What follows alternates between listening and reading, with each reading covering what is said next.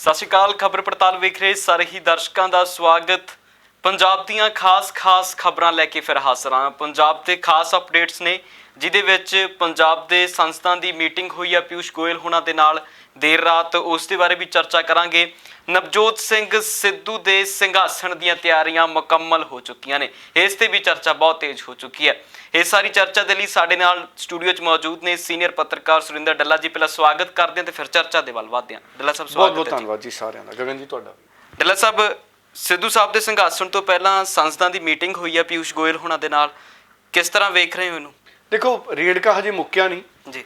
ਪਤਾ ਹੀ ਲੱਗਿਆ ਕਿ ਰੇਲ ਮੰਤਰਾਲਾ ਚਾਹੁੰਦਾ ਹੈ ਜਾਂ ਸਰਕਾਰ ਚਾਹੁੰਦੀ ਹੈ ਕਿ ਮਾਲ ਗੱਡੀਆਂ ਦੇ ਨਾਲ ਅਸੀਂ ਪੈਸੇਂਜਰ ਗੱਡੀਆਂ ਵੀ ਚਲਾਈਏ ਜੀ। ਜਦ ਕਿ ਕਿਸਾਨਾਂ ਨੇ ਜਿਹੜਾ ਅਲਟੀਮੇਟਮ ਜਿਹੜਾ ਖਾਲੀ ਕੀਤਾ ਸੀ ਟਰੈਕ, ਕਿਸਾਨ ਕਹਿੰਦੇ ਵੀ ਅਸੀਂ ਮਾਲ ਗੱਡੀਆਂ ਲਈ ਟਰੈਕ ਖਾਲੀ ਕੀਤੇ ਨੇ। 20 ਨਵੰਬਰ ਨੂੰ ਮੀਟਿੰਗ ਕਰਕੇ ਫਿਰ ਅਸੀਂ ਅਗਲਾ ਫੈਸਲਾ ਕਰਾਂਗੇ ਜੀ। 20 ਨਵੰਬਰ ਜਾਂ ਅਗਲੀ ਮੀਟਿੰਗ ਕਰਕੇ। ਹੁਣ ਕੇਂਦਰ ਨੂੰ ਇਹ ਲੱਗ ਰਿਹਾ ਹੈ ਵੀ ਪੰਜਾਬ ਦੇ ਮੰਤਰੀ ਆ ਰਹੇ ਨੇ ਬਾਰ-ਬਾਰ। ਕੱਲ ਸ਼ਾਮ ਵੀ ਪੰਜਾਬ ਦੇ ਮੰਤਰੀ ਮਨੀਸ਼ ਤਿਵਾੜੀ, ਡਾਕਟਰ ਅਮਰ ਸਿੰਘ, ਬੀਬੀ ਪ੍ਰਨੀਤ ਕੌਰ, ਕੈਪਟਨ ਅਮਰਿੰਦਰ ਸਿੰਘ ਦੀ ਧਰਮ ਪਤਨੀ ਮਨੀਸ਼ ਤਿਵਾੜੀ, ਇਹ ਸਾਰੇ ਜਣੇ ਕੱਲ ਪੰਜਾਬ ਦੇ ਰੇਲ ਮੰਤਰੀ ਨਾਲ ਮੀਟਿੰਗ ਕਰਕੇ ਆਏ ਨੇ। ਔਰ ਇਹਨਾਂ ਦੀ ਪੂਰੀ ਕੋਸ਼ਿਸ਼ ਸੀ ਕਿ ਰੇਲ ਮੰਤਰੀ ਨੂੰ ਸਮਝਾਇਆ ਜਾਵੇ ਕਿ ਕਿਉਂ ਜ਼ਰੂਰੀ ਹੈ ਰੇਲ ਗੱਡੀਆਂ ਦਾ ਚੱਲਣਾ, ਪੈਸੇਂਜਰ ਗੱਡੀਆਂ ਦਾ ਚੱਲਣਾ ਕਿਉਂ ਜ਼ਰੂਰੀ ਹੈ। ਪੈਸੇਂਜਰ ਗੱਡੀਆਂ ਦਾ ਚੱਲਣਾ ਇਕੱਲੇ ਪੰਜਾਬ ਦੇ ਹਿੱਤ ਨਹੀਂ, ਸਾਡੀ ਫੌਜ ਨੂੰ ਕਿੰਨੇ ਸਮਾਨ ਸਪਲਾਈ ਹੁੰਦੇ ਨੇ, ਕਿਉਂਕਿ ਰੂਟ ਪੰਜਾਬ ਦਾ ਹੀ ਹੈ ਜੰਮੂ ਕਸ਼ਮੀਰ ਲਈ ਵੀ। ਸੋ ਇਹ ਅੜਿੱਕੇ ਜਾਂ ਇਹ ਜ਼ਿੱਦਬਾਜ਼ੀਆਂ ਅਗਰ ਜ਼ਿਆਦਾ ਵੱਧ ਗਈਆਂ ਤੇ ਇਹਦਾ ਫਿਰ ਦਿੱਕਤ ਹੈ। ਫਿਰ ਹੁਣ ਤਾਂ ਸਥਿਤੀ ਉਹ ਹੈ ਕਿ ਸਾਰੇ ਲੋਕ ਗੱਲਬਾਤ ਰਾਹੀਂ ਮਸਲਾ ਨਿਬੇੜਨਾ ਚਾਹ ਰਹੇ ਨੇ, ਮਸਲਾ ਨਿਬੜ ਜਾਊਗਾ। ਦੂਜੇ ਪਾਸੇ ਹੁਣ ਰੇਲ ਮਹਿਕਮੇ ਵੱਲੋਂ ਲਗਾਤਾਰ ਕਿਹਾ ਜਾ ਰਿਹਾ ਕਿ ਅਸੀਂ ਰੇਲ ਗੱਡੀਆਂ ਚਲਾਉਣ ਲਈ ਤਿਆਰ ਹਾਂ, ਸਾਰੇ ਟਰੈਕ ਨਹੀਂ ਖਾਲੀ। ਉਹ ਕਹਿੰਦੇ ਸ਼ੁੱਕਰਵਾਰ ਨੂੰ ਵੀ ਮੁਕੰਮਲ ਟਰੈਕ ਨਹੀਂ ਖਾਲੀ ਹੋਏ। ਪਰ ਕੱਲ ਰਾਤ ਲਗਭਗ 8 ਤੋਂ 9 ਵਜੇ ਦੇ ਦਰਮਿਆਨ ਪੰਜਾਬ ਸਰਕਾਰ ਨੇ ਬਕਾਇਦਾ ਇੱਕ ਪ੍ਰੈਸ ਨੋਟ ਜਾਰੀ ਕਰਕੇ ਐਲਾਨ ਕੀਤਾ ਕਿ ਪੰਜਾਬ ਦੇ ਸਾਰੇ ਟਰੈਕ ਜੀ 21 31 32 ਜਗ੍ਹਾ ਜਿੱਥੇ ਬੀਜੇਪੀ ਵਾਲੇ ਕਹਿ ਰਹੇ ਸੀ ਕਿ ਜਾਮ ਨੇ, ਉਹ ਸਾਰੇ ਦੇ ਸਾਰੇ ਟਰੈਕ ਕਿਸਾਨਾਂ ਨੇ ਖਾਲੀ ਕਰਤੇ। ਸਾਡੇ ਕਿਸਾਨ ਸੰਗਠਨ ਰੇਲਵੇ ਸਟੇਸ਼ਨਾਂ ਤੋਂ ਬਾਹਰ ਵੱਖਰੀਆਂ ਥਾਵਾਂ ਦੇ ਉੱਤੇ ਆਪਣਾ ਧਰਨਾ ਪ੍ਰਦਰਸ਼ਨ ਹੈ ਜਿਹੜਾ ਸ਼ਾਂਤੀਪੂਰਵਕ, ਉਹ ਡੈਮੋਕ੍ਰੇਸੀ 'ਚ ਹੱਕ ਹੈ, ਉਸ ਸਾਰੇ ਮੁਲਕ 'ਚ ਉਸ ਤਰ੍ਹਾਂ ਧਰਨੇ ਲੱਗਦੇ ਨੇ। ਅੰਨਾ ਹਜ਼ਾਰੇ ਵੀ ਸ਼ਾਂਤੀਪੂਰਵਕ ਧਰਨੇ ਤੇ ਬੈਠੇ ਸੀ। ਬਿਲਕੁਲ। ਸੋ ਉਹ ਆਪਣੇ ਧਰਨੇ ਤੇ ਦੂਰ ਹੋ ਗਏ ਹੁਣ ਰੇਲਵੇ ਸਟੇਸ਼ਨਾਂ ਤੋਂ। ਔਰ ਉਹ ਕਹਿੰਦੇ ਕਿ ਅਸੀਂ ਪਹਿਲਾਂ ਹੀ ਕਿਹਾ ਸੀ ਵੀ ਰੇਲ ਗੱਡੀਆਂ ਨੂੰ ਤਾਂ ਅਸੀਂ ਰੋਕਣਾ ਹੀ ਨਹੀਂ, ਨਾ ਕੋਈ ਅਸੀਂ ਨੁਕਸਾਨ ਕਰਨਾ ਹੈ, ਵੀ ਤੁਸੀਂ ਰੇਲ ਗੱਡੀਆਂ ਚਲਾਓ ਜਿਵੇਂ ਮਰਜ਼ੀ। ਹੁਣ ਕੇਂਦਰ ਚਾਹੁੰਦਾ ਹੈ ਵੀ ਹੁਣ ਦਬਾਅ 'ਚ ਹੈ ਪੰਜਾਬ, ਵੀ ਲੱਗਦੇ ਹੱਥ ਅਸੀਂ ਕਹਿ ਲਈਏ ਵੀ ਪੈਸੇਂਜਰ ਗੱਡੀਆਂ ਵੀ ਚਲਾਓ। ਹੁਣ ਪੈਸੇਂਜਰ ਗੱਡੀਆਂ ਚੱਲਣ ਦੇਣੀਆਂ ਜਾਂ ਨਹੀਂ ਦੇਣੀਆਂ, ਉਹਦੇ ਲਈ ਮੈਨੂੰ ਲੱਗਦਾ ਕਿਸਾਨ ਹਜੇ ਤਿਆਰ ਨਹੀਂ। ਕਿਸਾਨ ਮੀਟਿੰਗਾਂ ਕਰਕੇ ਫੇਰ ਸੰਘਰਸ਼ ਕਰਨਗੇ, ਕਿਉਂਕਿ ਜੇ ਮਾਲ ਗੱਡੀਆਂ ਤੇ ਦੂਜੀਆਂ ਗੱਡੀਆਂ ਵੀ ਚੱਲਣ ਲੱਗ ਗਈਆਂ ਜੀ ਤੇ ਫਿਰ ਕਿਸਾਨਾਂ ਨੂੰ ਇਹ ਲੱਗੂਗਾ ਕਿ ਸਾਡੀ ਤਾਂ ਗੱਲ ਹੀ ਨਹੀਂ ਸੁਣੀ ਇਹਨਾਂ ਨੇ। ਜਾਂ ਤਾਂ ਕੇਂਦਰ ਵੱਲੋਂ ਮੀਟਿੰਗ ਕੀਤੀ ਜਾਵੇ, ਕੇਂਦਰ ਕਿਸਾਨਾਂ ਦੇ ਨਾਲ ਇੱਕ ਮੀਟਿੰਗ ਕਰੇ, ਭਾਵੇਂ ਰੇਲ ਮੰਤਰੀ ਉਹਦੀ ਅਗਵਾਈ ਕਰ ਲੈਣ ਵੀ ਮੇਰੇ ਨਾਲ ਕਿਸਾਨ ਆਉਣ, ਮੈਂ ਪ੍ਰਧਾਨ ਮੰਤਰੀ ਸਾਹਿਬ ਕੋਲੇ ਲੈ ਕੇ ਜਾਣਾ, ਜਾਂ ਖੇਤੀਬਾੜੀ ਮੰਤਰੀ ਨਾਲ ਮੀਟਿੰਗ ਕਰਾਉਣ। ਉਸ ਪਾਸੇ ਕੇਂਦਰੀ ਲੀਡਰਸ਼ਿਪ ਨੇ ਕੋਈ ਪਹਿਲ ਹੀ ਨਹੀਂ ਕੀਤੀ ਦੁਬਾਰਾ। ਬਿਲਕੁਲ। ਸੋ ਇਸ ਕਰਕੇ ਇਹ ਰੇੜਕਾ ਹਜੇ ਉਸੇ ਤਰ੍ਹਾਂ ਬਣਿਆ ਹੋਇਆ। ਪਰ ਮੈਨੂੰ ਇਹ ਲੱਗਦਾ ਹੈ ਕਿ ਰੇਲ ਗੱਡੀਆਂ, ਮਾਲ ਗੱਡੀਆਂ ਜਲਦ ਚੱਲਣਗੀਆਂ, ਕਿਉਂਕਿ ਜੋ ਮਰਜ਼ੀ ਹੋ ਜੇ, ਅਗਰ ਪੰਜਾਬ ਦੀ ਜ਼ਰੂਰਤ ਹੈ, ਕੇਂਦਰ ਦੀ ਵੀ ਜ਼ਰੂਰਤ ਹੈ। ਬਿਲਕੁਲ। ਜ਼ਰੂਰਤਾਂ ਕਦੀ ਵੀ ਇੱਕ ਪਾਸੜ ਨਹੀਂ ਹੁੰਦੀਆਂ।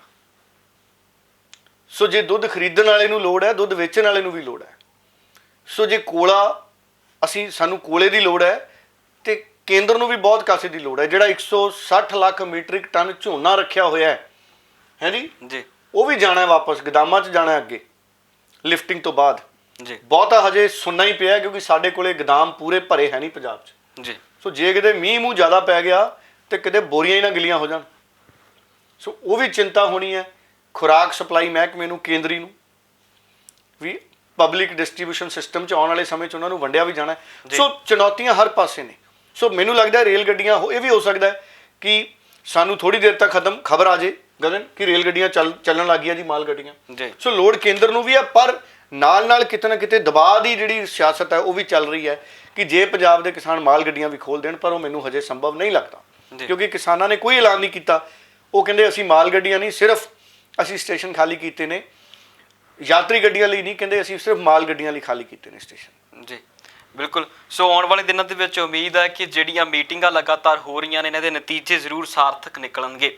ਡੱਲਾ ਸਾਹਿਬ, ਚਰਚਾਵਾਂ ਬਹੁਤ ਤੇਜ਼ ਨੇ ਕਿ ਕੁਰਸੀ ਤਿਆਰ ਹੋ ਚੁੱਕੀ ਆ, ਨਵਜੋਤ ਸਿੰਘ ਸਿੱਧੂ ਹੋਣਾ ਦੇ ਲਈ, ਪਰ ਉਸ ਕੁਰਸੀ ਦੇ ਉੱਤੇ ਜਿਹੜਾ ਸਟicker ਲੱਗਣਾ ਬਾਕੀ ਹੈ ਵੀ ਉਹ ਡਿਪਟੀ ਸੀਐਮ ਦਾ ਲੱਗਦਾ ਹੈ ਜਾਂ ਫਿਰ ਪ੍ਰਧਾਨ ਦਾ ਲੱਗਦਾ ਹੈ ਜਾਂ ਫਿਰ ਕੈਬਨਿਟ ਮੰਤਰੀ ਦਾ ਲੱਗਦਾ, ਕਿਸ ਤਰ੍ਹਾਂ ਵੇਖ ਰਹੇ ਹੋ? ਨਹੀਂ ਦੇਖੋ, ਪਹਿਲੀ ਗੱਲ ਕਿਉਂਕਿ ਹਰੀਸ਼ ਰਾਵਤ ਉਹਨਾਂ ਦਾ ਬਿਆਨ ਸੀ ਜੀ ਕਿ ਅਸੀਂ 30 ਨਵੰਬਰ ਤੱਕ ਪੰਜਾਬ ਪ੍ਰਦੇਸ਼ ਕਾਂਗਰਸ ਕਮੇਟੀ ਦਾ ਪੁਨਰਗਠਨ ਕਰਨਾ ਹੈ, ਔਰ ਅਸੀਂ ਅੱਜ 7 ਨਵੰਬਰ 'ਚ ਆ ਗਏ ਹਾਂ ਜੀ। ਜੇ ਹਰੀਸ਼ ਰਾਵਤ ਉਹਨਾਂ ਦਾ ਉਹ ਬਿਆਨ ਅਸੀਂ ਮੰਨ ਲਈਏ ਤੇ 30 ਚੋਂ 7 ਕੱਢੀਏ ਤੇ 23 ਕੁ ਦਿਨ ਰਹਿ ਗਏ ਫੈਸਲਾ ਹੋਣ। ਬਿਲਕੁਲ 30 ਨਵੰਬਰ ਤੱਕ ਕਿਹਾ ਸੀ ਉਹਨਾਂ ਨੇ, ਭਾਵ ਕਿ ਦੀਵਾਲੀ ਤੋਂ ਬਾਅਦ ਜਾਂ ਦੀਵਾਲੀ ਤੋਂ ਇੱਕ ਅੱਧਾ ਦਿਨ ਪਹਿਲਾਂ ਪੰਜਾਬ 'ਚ ਪੰਜਾਬ ਪ੍ਰਦੇਸ਼ ਕਾਂਗਰਸ ਕਮੇਟੀ ਦੇ ਪੁਨਰਗਠਨ ਦਾ ਐਲਾਨ ਹੋ ਸਕਦਾ ਹੈ। ਪੰਜਾਬ ਨੂੰ ਨਵਾਂ ਕਾਂਗਰਸ ਦਾ ਪ੍ਰਧਾਨ ਮਿਲ ਸਕਦਾ ਹੈ। ਨਵੇਂ ਕਾਂਗਰਸ ਦੇ ਪ੍ਰਧਾਨ ਦੇ ਰੂਪ ਦੇ ਵਿੱਚ ਪਹਿਲੀ ਪਸੰਦ ਨਵਜੋਤ ਸਿੰਘ ਸਿੱਧੂ ਹੈ ਜੀ। ਹੁਣ ਮੈਨੂੰ ਇਹ ਲੱਗਦਾ ਹੈ ਕਿ ਨਵਜੋਤ ਸਿੰਘ ਸਿੱਧੂ ਨਾ ਤਾਂ ਮੰਤਰੀ ਬਣੂਗਾ ਜੀ, ਨਾ ਨਵਜੋਤ ਸਿੰਘ ਸਿੱਧੂ ਡਿਪਟੀ ਮੁੱਖ ਮੰਤਰੀ ਦਾ ਅਹੁਦਾ ਲਊਗਾ। ਜੀ ਨਵਜੋਤ ਸਿੰਘ ਸਿੱਧੂ ਸਵੀਕਾਰ ਕਰੂਗਾ ਪ੍ਰਧਾਨਗੀ ਦਾ ਅਹੁਦਾ, ਜੀ ਕਿਉਂਕਿ ਨਵਜੋਤ ਸਿੰਘ ਸਿੱਧੂ ਇੱਕ ਜੁਝਾਰੂ ਕਿਸਮ ਦਾ ਲੀਡਰ ਹੈ, ਜਨੂਨੀ ਕਿਸਮ ਦਾ ਲੀਡਰ ਹੈ। ਉਹਦੇ ਲਈ ਵੀ ਜਨੂਨ ਹੈ ਪੰਜਾਬ ਦੇ ਪ੍ਰਤੀ ਮਨ 'ਚ। ਜੀ ਮੇਰੇ ਕਹਿਣ ਨਾਲ ਕੁਝ ਨਹੀਂ ਹੁੰਦਾ, ਸਾਰੇ ਪੰਜਾਬ ਦੇ ਲੋਕ ਹੀ ਜਾਣਦੇ ਨੇ ਇਸ ਗੱਲ ਨੂੰ। ਕਦੀ ਪਰਵਾਹ ਨਹੀਂ ਕੀਤੀ ਅਹੁਦਿਆਂ ਦੀ, ਕੁਰਸੀਆਂ ਦੀ ਨਵਜੋਤ ਸਿੰਘ ਸਿੱਧੂ ਨੇ, ਔਰ ਹੁਣ ਵੀ ਕਿਸਾਨਾਂ ਦੇ ਮਸਲੇ ਤੇ ਉਹ ਮੂਹਰੇ ਹੋ ਕੇ ਅੱਗੇ ਆਇਆ। ਜੀ ਪਰ ਕੇਂਦਰੀ ਹਾਈ ਕਮਾਂਡ ਨੇ, ਜੋ ਮੈਨੂੰ ਪਤਾ ਲੱਗਿਆ, ਹਰੀਸ਼ ਰਾਵਤ ਨੂੰ ਵੀ ਭੇਜਿਆ। ਕਈ ਤਰ੍ਹਾਂ ਦੇ ਸਰਵੇ ਨੇ ਜਿਹੜੇ ਪੋਲੀਟੀਕਲ ਪਾਰਟੀਆਂ ਕਰਾਉਂਦੀਆਂ ਨੇ ਜੀ। ਔਰ ਮੈਨੂੰ ਸੂਤਰਾਂ ਦੇ ਮੁਤਾਬਕ ਇਸ ਤਰੀਕੇ ਦੀਆਂ ਚਰਚਾਵਾਂ ਨੇ ਦਿੱਲੀ 'ਚ, ਆਲ ਇੰਡੀਆ ਕਾਂਗਰਸ ਕਮੇਟੀ 'ਚ ਵੀ। ਹਾਂਜੀ ਗਗਨ ਜੀ, ਜੀ ਇਸ ਤਰ੍ਹਾਂ ਦੀਆਂ ਚਰਚਾਵਾਂ ਵੀ ਨੇ ਕਿ ਕਾਂਗਰਸ ਦੀ ਹਾਈ ਕਮਾਂਡ ਵੱਲੋਂ ਕੁਝ ਸਰਵੇਖਣ ਸੀ, ਜਿਹੜੇ ਸਰਵੇਖਣ ਦੇ ਰੂਪ ਦੇ ਵਿੱਚ ਕੁਝ ਰਿਪੋਰਟਾਂ ਉਹਨਾਂ ਨੇ ਲਈਆਂ ਸੀ ਪੰਜਾਬ ਦੀਆਂ ਜੀ ਕਿ ਕਾਂਗਰਸ ਦੀ ਸਥਿਤੀ ਕੀ ਹੈ 2022 ਤੋਂ ਪਹਿਲਾਂ, ਔਰ ਉਹਨਾਂ ਰਿਪੋਰਟਾਂ 'ਚ ਨਵਜੋਤ ਸਿੰਘ ਸਿੱਧੂ ਦੀ ਚੜ੍ਹਤ ਨਜ਼ਰ ਆਈ ਹੈ। ਜੀ ਠੀਕ ਹੈ, ਖੇਤੀ ਕਾਨੂੰਨਾਂ ਦੇ ਮਾਮਲੇ ਤੇ ਕੈਪਟਨ ਅਮਰਿੰਦਰ ਸਿੰਘ ਨੇ ਫੇਰ ਇੱਕ ਵਾਰੀ ਆਪਣੀ ਪਕੜ ਬਣਾਈ ਹੈ ਪੰਜਾਬ ਦੀ ਸਿਆਸਤ 'ਚ। ਜੀ ਪੰਜਾਬ ਦੀ ਸਰਕਾਰ ਕਿਸਾਨਾਂ ਦੇ ਹੱਕ 'ਚ ਖੜੀ ਹੈ, ਕਿਸਾਨਾਂ ਦਾ ਕੌਨਫੀਡੈਂਸ ਜਿੱਤਿਆ। ਪਰ ਇਸ ਤੋਂ ਪਹਿਲਾਂ ਜਿਹੜੀਆਂ ਰਿਪੋਰਟਾਂ ਸੀ ਉਹ 'ਚ ਚੜ੍ਹਤ ਸੀ ਨਵਜੋਤ ਸਿੰਘ ਸਿੱਧੂ ਦੀ ਪੂਰੀ। ਜੀ ਔਰ ਕਿਉਂਕਿ ਇਸ ਕਿਸਾਨ ਅੰਦੋਲਨ 'ਚ ਨਵਜੋਤ ਸਿੰਘ ਸਿੱਧੂ ਵੀ ਖੁੱਲ੍ਹ ਕੇ ਸਰਗਰਮ ਹੋਇਆ, ਉਹਨੇ ਕਈ ਯੋਜਨਾਵਾਂ ਰੱਖੀਆਂ ਅੱਗੇ ਲਿਆ ਕੇ ਵੀ ਕਿਵੇਂ ਅਸੀਂ ਪੰਜਾਬ ਦੀ ਖੇਤੀ ਨੂੰ ਅੱਗੇ ਲੈ ਕੇ ਜਾ ਸਕਦੇ ਹਾਂ। ਉਹਦੇ ਨਾਲ ਵੀ ਨਵਜੋਤ ਸਿੰਘ ਸਿੱਧੂ ਦੀ ਚੜ੍ਹਤ ਘੱਟ ਨਹੀਂ ਹੋਈ, ਉਸੇ ਤਰ੍ਹਾਂ ਬਰਕਰਾਰ ਹੈ। ਮੈਂ ਕਹੂੰਗਾ ਵਧੀਆ, ਕਿਉਂਕਿ ਸਿੱਧੂ ਨੇ ਜਿਹੜੀਆਂ ਗੱਲਾਂ ਕੀਤੀਆਂ, ਦੇਖੋ ਕੇਰਲਾ ਵਾਲਿਆਂ ਨੇ ਕਾਨੂੰਨ ਹੀ ਬਣਾਤਾ ਉਹ ਤੇ। ਹੁਣ ਇਹ ਮੈਨੂੰ ਨਹੀਂ ਪਤਾ ਕਿ ਸਿੱਧੂ ਦੀ ਗੱਲ ਸੁਣ ਕੇ ਉਹਨਾਂ ਨੇ ਬਣਾਇਆ ਜਾਂ ਇਹ ਉਹਨਾਂ ਦੇ ਦਿਮਾਗ 'ਚ ਵੀ ਗੱਲ ਆਈ ਜਿਹੜੀ ਸਿੱਧੂ ਦੇ ਦਿਮਾਗ 'ਚ ਆਈ। ਪਰ ਕਿਤੇ ਨਾ ਕਿਤੇ ਕਾਂਗਰਸ ਹਾਈ ਕਮਾਂਡ ਨੂੰ ਇਹ ਪਤਾ ਹੈ ਕਿ ਨਵਜੋਤ ਸਿੰਘ ਸਿੱਧੂ ਤੋਂ ਬਿਨਾਂ 2022 ਚੁਣੌਤੀਪੂਰਵਕ ਹੋ ਸਕਦਾ ਹੈ, ਕਿਉਂਕਿ ਪੰਜਾਬ ਦੀ ਸਰਕਾਰ ਨੇ ਉਹਨਾਂ ਡਿਲੀਵਰ ਨਹੀਂ ਕੀਤਾ। ਪੰਜਾਬ ਦੀ ਸਰਕਾਰ ਨੇ ਇਨਫਰਾਸਟ੍ਰਕਚਰ 'ਚ ਡਿਲੀਵਰ ਨਹੀਂ ਕੀਤਾ, ਨਾ ਪਿਛਲੇ ਸਮਿਆਂ 'ਚ ਪੰਜਾਬ 'ਚ ਪੁਲ ਬਣੇ ਨੇ, ਨਾ ਵੱਡੀਆਂ ਕੋਈ ਉਸਾਰੀਆਂ ਹੋਈਆਂ ਨੇ। ਆਰਥਿਕ ਤੌਰ ਤੇ ਪੰਜਾਬ ਕਮਜ਼ੋਰ ਹੈ। ਮਾਰਚ ਤੋਂ ਬਾਅਦ ਕੇਂਦਰ ਨੇ ਵੀ ਵਿਤਕਰਾ ਕੀਤਾ ਹੈ, GST ਦਾ ਪੈਸਾ ਨਹੀਂ ਆਇਆ। ਸੋ ਕੇਂਦਰ ਵੱਲੋਂ ਵੀ ਕੋਈ ਖੁੱਲ੍ਹ ਕੇ ਪੰਜਾਬ ਵਾਲੇ ਪਾਸੇ ਕੋਈ ਧਿਆਨ ਨਹੀਂ ਦਿੱਤਾ ਗਿਆ ਜਿਸ ਹੱਦ ਤੱਕ ਦਿੱਤਾ ਜਾਣਾ ਚਾਹੀਦਾ ਸੀ। ਹਾਲਾਂਕਿ ਬੀਜੇਪੀ ਵਾਲਿਆਂ ਨੇ ਪ੍ਰਕਾਸ਼ ਸਿੰਘ ਬਾਦਲ ਦੇ ਮੁੱਖ ਮੰਤਰੀ ਰਹਿੰਦੇ ਹੋਏ ਪੰਜਾਬ 'ਚ ਕਾਫੀ ਕੇਂਦਰੀ ਸਕੀਮਾਂ ਲਾਈਆਂ, ਲੇਕਿਨ ਬਾਦਲ ਦੀ ਸਰਕਾਰ ਜਾਣ ਤੋਂ ਬਾਅਦ ਕੇਂਦਰ ਦੀ ਬੀਜੇਪੀ ਨੂੰ ਵੀ ਇੰਜ ਲੱਗਿਆ ਵੀ ਇੱਥੇ ਕਿਹੜਾ ਹੁਣ ਸਾਡੀ ਆਪਣੀ ਸਰਕਾਰ ਹੈ ਸੂਬੇ ਦੀ। ਸੋ ਕੇਂਦਰ ਅਕਸਰ ਵਿਤਕਰਾ ਕਰਦੇ ਨੇ ਸੂਬਿਆਂ ਦੇ ਨਾਲ। ਪੰਜਾਬ ਨਾਲ ਤਾਂ ਸਾਰੇ ਕੇਂਦਰ ਸਰਕਾਰਾਂ ਸਮੇਂ ਦੀਆਂ ਕਰਦੀਆਂ ਰਹੀਆਂ। ਇੰਦਰਾ ਗਾਂਧੀ ਨੇ ਪਾਣੀ ਵੰਡਤਾ, ਹਾਈਡਲ ਪਾਵਰ ਵੰਡਤੀ ਪੰਜਾਬ ਦੀ। ਉਸ ਤੋਂ ਬਾਅਦ ਸਮੇਂ ਤੇ ਸਰਕਾਰਾਂ ਨੇ, ਕਿਸੇ ਨੇ ਪੰਜਾਬ ਵੰਡਤਾ, ਚੰਡੀਗੜ੍ਹ ਅਲੱਗ ਕੱਢਤੀ ਰਾਜਧਾਨੀ, ਪੰਜਾਬੀ ਬੋਲਦੇ ਇਲਾਕੇ ਵੰਡੇ ਗਏ। ਸਮੇਂ ਤੇ ਪੰਜਾਬ ਦੇ ਨਾਲ ਵਿਤਕਰਾ ਤਾਂ ਹੋਇਆ। ਵਾਜਪਾਈ ਸਾਹਿਬ ਆਏ, ਇੰਦਰ ਕੁਮਾਰ ਗੁਜਰਾਲ ਆਏ, ਕੋਈ ਚੰਡੀਗੜ੍ਹ ਨਹੀਂ ਮੁੜਵਾ ਸਕਿਆ ਪੰਜਾਬ ਲਈ। ਹੁਣ ਮੈਂ ਸੁਣਦਾ ਹਰਿਆਣੇ ਦੇ ਲੀਡਰ ਕਹੀ ਜਾਂਦੇ ਨੇ ਕਿ ਚੰਡੀਗੜ੍ਹ ਨੂੰ ਕੇਂਦਰ ਸ਼ਾਸਿਤ ਪ੍ਰਦੇਸ਼ ਬਣਾ ਦੇਣਾ ਚਾਹੀਦਾ ਤੇ ਹਰਿਆਣੇ ਦੀ ਰਾਜਧਾਨੀ ਵੱਖਰੀ ਹੋਣੀ ਚਾਹੀਦੀ ਹੈ, ਪੰਜਾਬ ਦੀ ਵੱਖਰੀ। ਹਰਿਆਣੇ ਵਾਲਿਆਂ ਨੂੰ ਵੱਖਰੀ ਰਾਜਧਾਨੀ ਚਾਹੀਦੀ ਹੈ ਤੇ ਤੁਸੀਂ ਜੀ ਸਦਕੇ ਬਣਾਓ, 2 ਬਣਾਓ ਜੀ, ਹੈ ਜੀ, ਬਿਲਕੁਲ ਜੋੜਾ ਬਣਾਓ ਰਾਜਧਾਨੀਆਂ ਦਾ, ਸਾਨੂੰ ਕੀ ਇਤਰਾਜ਼ ਹੈ। ਪਰ ਤੁਸੀਂ ਜਦੋਂ ਇਹ ਕਹੋਗੇ ਵੀ ਚੰਡੀਗੜ੍ਹ ਨੂੰ ਦਿੱਲੀ ਦੀ ਤਰਜ਼ ਤੇ ਪੂਰਨ ਕੇਂਦਰ ਸ਼ਾਸਿਤ ਪ੍ਰਦੇਸ਼ ਬਣਾ ਦਈਏ, ਹੁਣ ਤਾਂ ਚੰਡੀਗੜ੍ਹ ਸਾਡੀ ਅੱਧੀ ਪਚੱਧੀ ਹੈਗਾ ਜੀ, ਅੱਧਾ ਪਚੱਧਾ ਸਾਡਾ ਹੈਗਾ ਚੰਡੀਗੜ੍ਹ, ਹੁਣ ਤਾਂ ਮੁੜ ਕੇ ਉਹ ਵੀ ਨਹੀਂ ਰਹਿਣਾ। ਕੇਂਦਰ ਸ਼ਾਸਿਤ ਪ੍ਰਦੇਸ਼ ਬਣਾ ਦਿਓਗੇ, ਉੱਥੇ ਦਿੱਲੀ ਵਾਲਾ ਹਾਲ ਹੋ ਜਾਣਾ। ਜਿਵੇਂ ਦਿੱਲੀ 'ਚ ਅਸੀਂ ਕੇਜਰੀਵਾਲ ਹੈ, ਇੱਥੇ ਵੀ ਕੋਈ ਇਹੋ ਜਿਹਾ ਲੀਡਰ ਆ ਜਾਣਾ। ਬਿਲਕੁਲ ਹੈ ਜੀ। ਸੋ ਇਹ ਨਵੀਂ ਇੱਕ ਸਿਆਸਤ ਸ਼ੁਰੂ ਹੋ ਜਾਣੀ ਹੈ। ਹਜੇ ਤਾਂ ਚੰਡੀਗੜ੍ਹ ਅੱਧਾ ਪੰਜਾਬ ਦਾ, ਨਾਲੇ ਪੰਜਾਬ ਐਡੀ ਛੇਤੀ ਚੰਡੀਗੜ੍ਹ ਨੂੰ ਛੱਡਦਾ ਨਹੀਂ। ਬਿਲਕੁਲ। ਪਰ ਸਮੇਂ ਦੇ ਹਾਕਮਾਂ ਨੇ ਸਿਆਸੀ ਜਿਹੜੇ ਨੇ ਜਿਹੇ ਜਿਹੇ ਕਾਰੇ ਕੀਤੇ ਨੇ ਉਹਦੇ ਨਾਲ ਪੰਜਾਬ ਨੁਕਸਾਨਿਆ ਜ਼ਰੂਰ ਗਿਆ ਸਮੇਂ-ਸਮੇਂ ਤੇ, ਹੁਣ ਵੀ ਨੁਕਸਾਨਿਆ ਜਾ ਰਿਹਾ। ਖੇਤੀ ਕਾਨੂੰਨਾਂ ਤੇ ਕੋਈ ਸੁਣਨ ਨੂੰ ਤਿਆਰ ਨਹੀਂ ਪੰਜਾਬ ਦੀ ਜੀ, ਜਦ ਕਿ ਪੰਜਾਬ ਦੇ ਕਿਸਾਨਾਂ ਦੀ ਗੱਲ ਪ੍ਰਧਾਨ ਮੰਤਰੀ ਸਾਹਿਬ ਨੂੰ ਸੁਣਨੀ ਚਾਹੀਦੀ ਆ, ਆਪ ਬੁਲਾ ਕੇ ਜੀ। ਸੋ ਇਸ ਕਰਕੇ ਗਗਨ, ਜਿਹੜਾ ਤੁਹਾਡਾ ਸਵਾਲ ਸੀ ਤੁਹਾਡਾ ਮੂਲ ਸਵਾਲ ਹੈ ਜਿਹੜਾ, ਉਹ ਵੀ ਕਿਤੇ ਨਾ ਕਿਤੇ ਬੜਾ ਵਾਜਬ ਹੈ। ਪਰ ਮੈਨੂੰ ਇਹ ਲੱਗਦਾ ਹੈ ਕਿ ਕਿਸਾਨ ਨੇ ਜਿਹੜੇ ਉਹ ਸਾਡੇ ਬੜਾ ਸੰਗਠਿਤ ਅੰਦੋਲਨ ਕਰ ਰਹੇ ਨੇ, ਔਰ ਹੁਣ ਇਸ ਵਿਸ਼ੇ ਤੇ ਕੇਂਦਰ ਦੇ ਪੱਧਰ ਤੋਂ ਵੀ ਸਿਆਸਤ ਨਹੀਂ ਹੋਣੀ ਚਾਹੀਦੀ ਜਿਹੜੀ ਦਿਖ ਰਹੀ ਹੈ।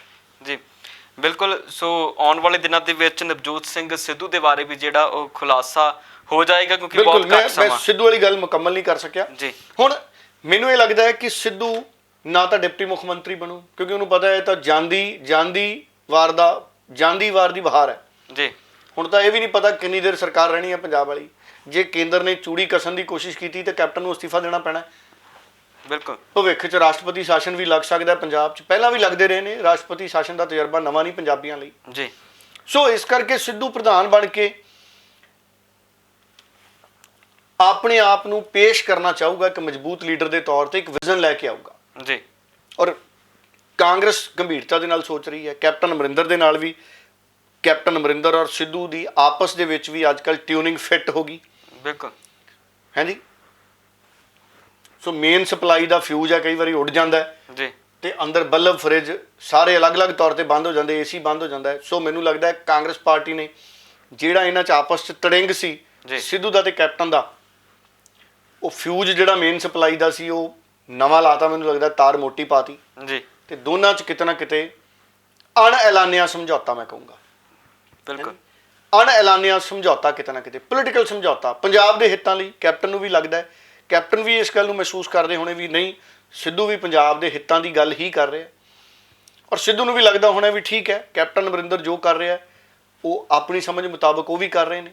ਜੀ। ਸੋ ਸਿੱਧੂ ਨੇ ਵੀ ਕਿਹਾ ਹੋਣਾ ਵੀ ਚਲੋ ਠੀਕ ਹੈ, ਟਕਰਾਅ ਦੇ ਨਾਲੋਂ ਚੰਗਾ ਹੈ ਕਿ ਅਸੀਂ ਮਿਲ ਕੇ ਪੰਜਾਬ ਦੇ ਹਿੱਤ 'ਚ ਅੱਗੇ ਵਧੀਏ। ਦੇਖੋ ਸਮਝੌਤੇ ਕੰਪਰੋਮਾਈਜ਼ ਕਰਨੇ ਪੈਂਦੇ ਨੇ, ਕਈ ਵਾਰੀ ਭਰਾ ਲੜ ਪੈਂਦੇ ਨੇ, ਬਜ਼ੁਰਗ ਸਮਝਾ ਕੇ ਫਿਰ ਇਕੱਠੇ ਕਰ ਦਿੰਦੇ ਨੇ। ਜੀ। ਹਾਂਜੀ। ਪਿਓ ਪੁੱਤ ਦਾ ਵੀ ਕਈ ਵਾਰੀ ਝਗੜਾ ਹੋ ਜਾਂਦਾ, ਅਸੀਂ ਸੁਣਦੇ ਹਾਂ, ਆਪਾਂ ਹੋਣਾ ਤਾਂ ਨਹੀਂ ਚਾਹੀਦਾ। ਹਾਂਜੀ। ਪਰ ਉਹ ਵੀ ਕਈ ਵਾਰੀ ਸਿਆਣੇ ਵਿੱਚ ਪੈ ਕੇ ਫਿਰ ਪੁੱਤ ਨੂੰ ਸਮਝਾਉਂਦੇ ਨੇ ਵੀ ਪਿਓ ਹੀ ਹੁੰਦਾ। ਹਾਂਜੀ। ਬਿਲਕੁਲ। ਬਾਪੂ ਹੀ ਹੁੰਦਾ। ਬਾਪੂ ਬਣਨ ਲਈ ਵੀ ਲੰਬਾ ਤਜਰਬਾ ਚਾਹੀਦਾ ਜ਼ਿੰਦਗੀ ਦਾ। ਬਿਲਕੁਲ। ਹਾਂਜੀ। ਨਿੱਕੇ ਉਮਰ ਦੇ ਬਾਪੂ ਵੀ ਹਜੇ ਐਡੇ ਸਿਆਣੇ ਨਹੀਂ ਹੋਏ ਹੁੰਦੇ ਆਪ। ਬਿਲਕੁਲ। ਸੋ ਬਾਪੂ ਵੀ ਜਦੋਂ ਤਜਰਬੇ ਦੀ ਉਮਰ ਆ ਜਾਂਦੀ ਬਾਪੂ। ਸੋ ਇਸ ਕਰਕੇ ਮੈਨੂੰ ਇਹ ਲੱਗਦਾ ਕਿ ਨਵਜੋਤ ਸਿੰਘ ਸਿੱਧੂ ਵੀ ਇਸ ਗੱਲ ਨੂੰ ਸਮਝਦਾ ਹੋਊਗਾ ਵੀ ਕੈਪਟਨ ਅਮਰਿੰਦਰ ਦੀ ਤੇ ਸਿੱਧੂ ਦੀ ਉਮਰ 'ਚ ਫਰਕ ਬਹੁਤ ਹੈ। ਜੀ। ਕੈਪਟਨ ਅਮਰਿੰਦਰ 75 ਦੇ ਨੇੜੇ ਲੱਗਣ ਵਾਲੇ ਹੋਣੇ ਤੇ ਸਿੱਧੂ ਮੈਨੂੰ ਲੱਗਦਾ ਹਜੇ 55 ਤੋਂ ਹੇਠਾਂ ਹੋਣਾ। ਬਿਲਕੁਲ। ਹਾਂਜੀ। 50-55 ਤੋਂ। ਜੀ। ਸੋ 20 ਸਾਲ ਦਾ ਫਰਕ ਵੀ ਬਹੁਤ ਹੁੰਦਾ। 18 ਸਾਲ ਦਾ ਤਾਂ ਬੱਚਾ ਬਾਲਗ ਹੋ ਜਾਂਦਾ, ਬਿਲਕੁਲ। ਉਹ ਵੋਟ ਪਾਉਣ ਲੱਗ ਜਾਂਦਾ ਅੱਜ ਕੱਲ੍ਹ 18 ਸਾਲ ਦਾ ਤਾਂ। ਜੀ। ਸੋ ਇਸ ਕਰਕੇ ਇਹ ਚੀਜ਼ਾਂ ਦੋਵੇਂ ਲੀਡਰਾਂ ਨੇ ਸਮਝੀਆਂ ਹੋਣੀਆਂ, ਔਰ ਕਿਤੇ ਨਾ ਕਿਤੇ ਅਗਰ ਇਹਨਾਂ ਦੋਨਾਂ ਦੀ ਟਿਊਨਿੰਗ ਫਿੱਟ ਹੋ ਗਈ ਤੇ ਉਸ ਫਿੱਟ ਹੋਈ ਟਿਊਨਿੰਗ ਨੇ ਸਿਆਸੀ ਤੌਰ ਤੇ ਆਪ ਦਾ ਵੀ ਫਿਊਜ਼ ਉਡਾ ਦੇਣਾ, ਅਕਾਲੀ ਦਲ ਦਾ ਵੀ ਉਡਾ ਸਕਦੇ ਨੇ, ਬੀਜੇਪੀ ਦਾ ਵੀ ਉਡਾ ਸਕਦੇ ਨੇ, ਚੌਥੇ ਪੰਜਵੇਂ ਛੇਵੇਂ ਧੜੇ ਪੰਜਾਬ 'ਚ ਜਿਹੜੇ ਬਣਨੇ ਨੇ ਉਹਨਾਂ ਦਾ ਫਿਊਜ਼ ਵੀ ਉਡਾ ਸਕਦੇ ਨੇ, ਆਪ ਦਾ ਵੀ ਫਿਊਜ਼ ਉਡਾ ਸਕਦੇ ਨੇ। ਜੀ। ਭਾਵ ਕਿ ਇੱਕ ਗੱਲ ਤਾਂ ਤੈਅ ਹੈ ਨਾ। ਦੇਖੋ ਮੈਂ ਤੁਹਾਨੂੰ ਇੱਕ ਗੱਲ ਦੱਸਦਾ ਜੀ।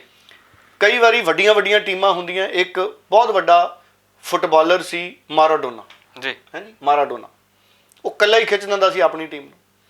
ਐਵੇਂ ਇੰਡੀਆ ਟੀਮ 'ਚ ਸੁਨੀਲ ਗਵਾਸਕਰ ਹੁੰਦਾ ਸੀ, ਕਿਸੇ ਸਮੇਂ ਕਪਿਲ ਦੇਵ ਹੁੰਦਾ ਸੀ ਸਾਡਾ, ਫਿਰ ਸਚਿਨ ਤੇਂਦੁਲਕਰ ਆਇਆ, ਧੋਨੀ ਆਇਆ, ਹੁਣ ਕੋਹਲੀ ਦਾ ਰਾਜ ਹੈ। ਜੀ। ਸੋ ਕੁਝ ਲੀਡਰ ਇਹੋ ਜਿਹੇ ਹੁੰਦੇ ਨੇ, ਕੁਝ ਖਿਡਾਰੀ ਇਹੋ ਜਿਹੇ ਹੁੰਦੇ ਨੇ, ਉਹ ਜਿਸ ਟੀਮ 'ਚ ਹੋਣ ਉਹਦਾ ਹੌਸਲਾ ਬੁਲੰਦ ਹੋ ਜਾਂਦਾ ਹੈ। ਹੁਣ ਸਿੱਧੂ ਜਿਸ ਟੀਮ 'ਚ ਚੱਲ ਜਾਂਦਾ ਪੰਜਾਬ 'ਚ ਤਾਂ ਪਤਾ ਹੀ ਹੈ ਨਾ ਜੀ। ਜੀ। ਹਾਂਜੀ। ਸਿੱਧੂ ਜਿਸ ਟੀਮ 'ਚ ਚਲਿਆ ਜਾਂਦਾ ਉਹ ਟੀਮ ਤਰ ਜਾਣੀ ਸੀ। ਹੁਣ ਸਿੱਧੂ ਕਾਂਗਰਸ 'ਚ ਹੀ ਹੈ, ਸੋ ਕਾਂਗਰਸ ਨੂੰ ਫਾਇਦਾ ਹੋ ਜਾਊਗਾ। ਜੀ। ਕਿਉਂਕਿ ਸਿੱਧੂ ਲੋਕ ਇਹ ਆਸ ਤਾਂ ਰੱਖਣਗੇ ਨਾ ਵੀ ਜਦੋਂ ਪੂਰਨ ਤਾਕਤ ਮਿਲੀ ਸਿੱਧੂ ਨੂੰ, ਲੋਕਾਂ ਨੂੰ ਆਸ ਹੈ ਵੀ ਜੇ ਸਿੱਧੂ ਨੂੰ ਪੂਰਨ ਤਾਕਤ ਮਿਲੀ ਤਾਂ ਫਿਰ ਸਿੱਧੂ ਪੂਰਨ ਤਾਕਤ ਦਾ ਸਦਉਪਯੋਗ ਕਰੂਗਾ। ਜੀ। ਔਰ ਦੇਖੋ ਸਿੱਧੂ ਆਪਣੇ ਮੰਚਾਂ ਤੇ ਰੈਲੀ ਕੀਤੀ ਅੰਮ੍ਰਿਤਸਰ, ਸਿੱਧੂ ਨੇ ਉੱਥੇ ਵੀ ਕਿਹਾ, ਕਹਿੰਦਾ ਨਾ ਮੈਂ ਅੱਜ ਤੱਕ ਕਿਸੇ ਸੀਐਮ ਅੱਗੇ ਝੁਕਿਆ ਨਾ ਪੀਐਮ ਅੱਗੇ ਝੁਕਿਆ। ਜੀ। ਹਾਂਜੀ। ਬਿਲਕੁਲ। ਔਰ ਇਹ ਇਹੋ ਜਿਹੀ ਗੱਲ ਕਿਹੜਾ ਵਿਅਕਤੀ ਕਰ ਸਕਦਾ ਹੈ ਬਿਲਕੁਲ। ਜਿਹਦਾ ਮੰਜਾ ਹੇਠੋਂ ਸਾਫ਼ ਹੈ। ਅਗਲਾ ਕਹਿੰਦਾ ਫੇਰ ਲਓ ਜਿੰਨੀਆਂ ਮਰਜ਼ੀ ਸੋਟੀਆਂ। ਜੀ। ਹਾਂਜੀ। ਸਿੱਧੂ ਦੇ ਨਹੀਂ ਪੈ ਗਈਆਂ ਰੇਡਾਂ ਈਡੀ ਦੀਆਂ, ਪੀਡੀ ਦੀਆਂ, ਆਈਟੀ ਦੀਆਂ ਜਾਂ ਕਿਸੇ ਹੋਰ ਦੀਆਂ, ਜੀ, ਕਿਉਂਕਿ ਹੇਠੋਂ ਮੰਜਾ ਸਾਫ਼ ਹੈ। ਬਿਲਕੁਲ। ਸੋ ਇਸ ਕਰਕੇ ਜਿਹੜੇ ਲੀਡਰ ਦਾ ਮੰਜਾ ਸਾਫ਼ ਹੈ ਉਹਨੇ ਕਿਸੇ ਤੋਂ ਡਰਨਾ ਵੀ ਕਿਉਂ ਹੈ? ਜੀ। ਹਾਂਜੀ। ਸੋ ਇਸ ਕਰਕੇ ਇਹੋ ਜਿਹੇ ਲੀਡਰ ਹੀ ਸਾਨੂੰ ਚਾਹੀਦੇ ਨੇ। ਹੁਣ ਆ ਕੇਜਰੀਵਾਲ ਦਾ ਦੇਖ ਲਓ, ਕੇਜਰੀਵਾਲ ਦਾ ਕਿਹੜਾ ਕਿਸੇ ਨੂੰ ਕੁਝ ਲੱਭਿਆ ਅੱਜ ਤੱਕ, ਬਿਲਕੁਲ ਕਿਉਂਕਿ ਹੈਗਾ ਉਹ ਵੀ ਸਾਫ਼ ਹੈ। ਭਾਵੇਂ ਪੰਜਾਬ ਦੇ ਪ੍ਰਤੀ ਉਹਦੀ ਸਿਆਸੀ ਸੋਚ ਤੋਂ ਮੈਂ ਸਹਿਮਤ ਨਹੀਂ, ਪੰਜਾਬ ਦੇ ਪ੍ਰਤੀ ਕੇਜਰੀਵਾਲ ਦੀ ਕਾਰਵਾਈ ਤੋਂ, ਉਹਦੇ ਕਰਮਾਂ ਤੋਂ ਪੰਜਾਬ ਦੇ ਪ੍ਰਤੀ ਮੈਂ ਸੰਤੁਸ਼ਟ ਨਹੀਂ। ਪੰਜਾਬੀ ਵੀ ਸੰਤੁਸ਼ਟ ਨਹੀਂ ਹੋਣੇ ਬਹੁ ਗਿਣਤੀ, ਜੀ ਪਰ ਕੇਜਰੀਵਾਲ ਦੀ ਇਮਾਨਦਾਰੀ ਤੇ ਮੈਂ ਸ਼ੱਕ ਨਹੀਂ ਕਰ ਸਕਦਾ। ਆ ਠੀਕ ਹੈ, ਕੇਜਰੀਵਾਲ ਗਲਤ ਤਰੀਕੇ ਨਾਲ ਚੋਰ ਕਹਿੰਦਾ ਸੀ ਕਈ ਲੀਡਰਾਂ ਨੂੰ, ਕਈਆਂ ਨੂੰ ਕਰਪਟ ਕਹਿੰਦਾ ਸੀ, ਆ ਮਜੀਠੀਏ ਨੂੰ ਕੁਝ ਹੋਰ ਹੀ ਕਹਿੰਦਾ ਸੀ, ਬਾਅਦ ਚ ਮਾਫੀਆ ਮੰਗ ਗਿਆ ਜੀ। ਪਰ ਕੇਜਰੀਵਾਲ ਦੀ ਇਮਾਨਦਾਰੀ ਤੇ ਮੈਂ ਵੀ ਨਹੀਂ ਸਵਾਲ ਚੱਕਦਾ। ਕੇਜਰੀਵਾਲ ਇਮਾਨਦਾਰ ਲੀਡਰ ਹੈ, ਔਰ ਦਿੱਲੀ ਲਈ ਉਹ ਦਿੱਲੀ ਦਾ, ਔਰ ਦਿੱਲੀ ਲਈ ਚੰਗੇ ਕੰਮ ਕਰਦਾ, ਪਰ ਉਹ ਪੰਜਾਬ ਬਾਰੇ ਵੀ ਥੋੜਾ ਜਿਹਾ ਚੰਗਾ ਸੋਚੇ ਤਾਂ ਕਿ ਅਸੀਂ ਕਈ ਕੰਮ ਕੇਜਰੀਵਾਲ ਨੇ ਚੰਗੇ ਕੀਤੇ, ਹਮੇਸ਼ਾ ਤਾਰੀਫ ਕਰਦੇ ਹਾਂ। ਪਰ ਮਸਲਾ ਇਹ ਹੈ ਕਿ ਜਦੋਂ ਅਸੀਂ ਫਲ ਵੀ ਖਾਂਦੇ ਹਾਂ ਨਾ ਜੀ, ਹੈ ਜੀ, ਉਹ ਪੂਰਾ ਫਲ ਸਾਫ਼ ਸੁਥਰਾ ਹੋਣਾ ਚਾਹੀਦਾ ਜੀ, ਹੈ ਜੀ।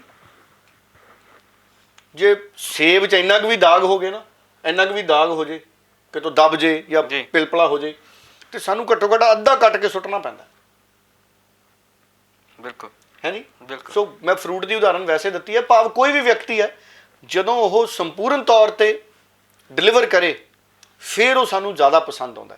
ਸੋ ਕੇਜਰੀਵਾਲ ਜੇ ਪੰਜਾਬ ਲਈ ਵੀ ਉਹੋ ਜਿਹੀ ਸੋਚ ਰੱਖ ਲੇ ਜਿਹੋ ਜਿਹੀ ਦਿੱਲੀ ਲਈ ਹੈ, ਪੰਜਾਬ ਦੇ ਕਿਸਾਨਾਂ ਲਈ ਵੀ ਉਹ ਸੋਚ ਰੱਖ ਲੇ, ਦਿੱਲੀ 'ਚ ਕਾਨੂੰਨ ਬਣਾ ਕੇ ਸਬਜ਼ੀਆਂ ਦਾ MSP ਲਾ ਦੇ ਦਿੱਲੀ 'ਚ, ਤੇ ਫਿਰ ਕੇਜਰੀਵਾਲ ਦੀ ਵੀ ਬੱਲੇ ਬੱਲੇ ਹੈ ਜੀ। ਸੋ ਸਿੱਧੂ ਹਜੇ ਤੱਕ, ਸਿੱਧੂ ਦੇ ਕਰੈਕਟਰ 'ਚ ਜੋ ਕਿਹਾ ਉਹ ਕਰਨ ਦਾ ਮਾਦਾ ਦਿਖਦਾ। ਜੇ ਸਿੱਧੂ ਤੋਂ ਨਹੀਂ ਹੁੰਦਾ ਤੇ ਸਿੱਧੂ ਅਸਤੀਫਾ ਦੇ ਦਿੰਦਾ ਵੀ ਮੈਨੂੰ ਕਰਨ ਨਹੀਂ ਦਿੰਦੇ, ਆ ਲਓ ਚੱਕੋ।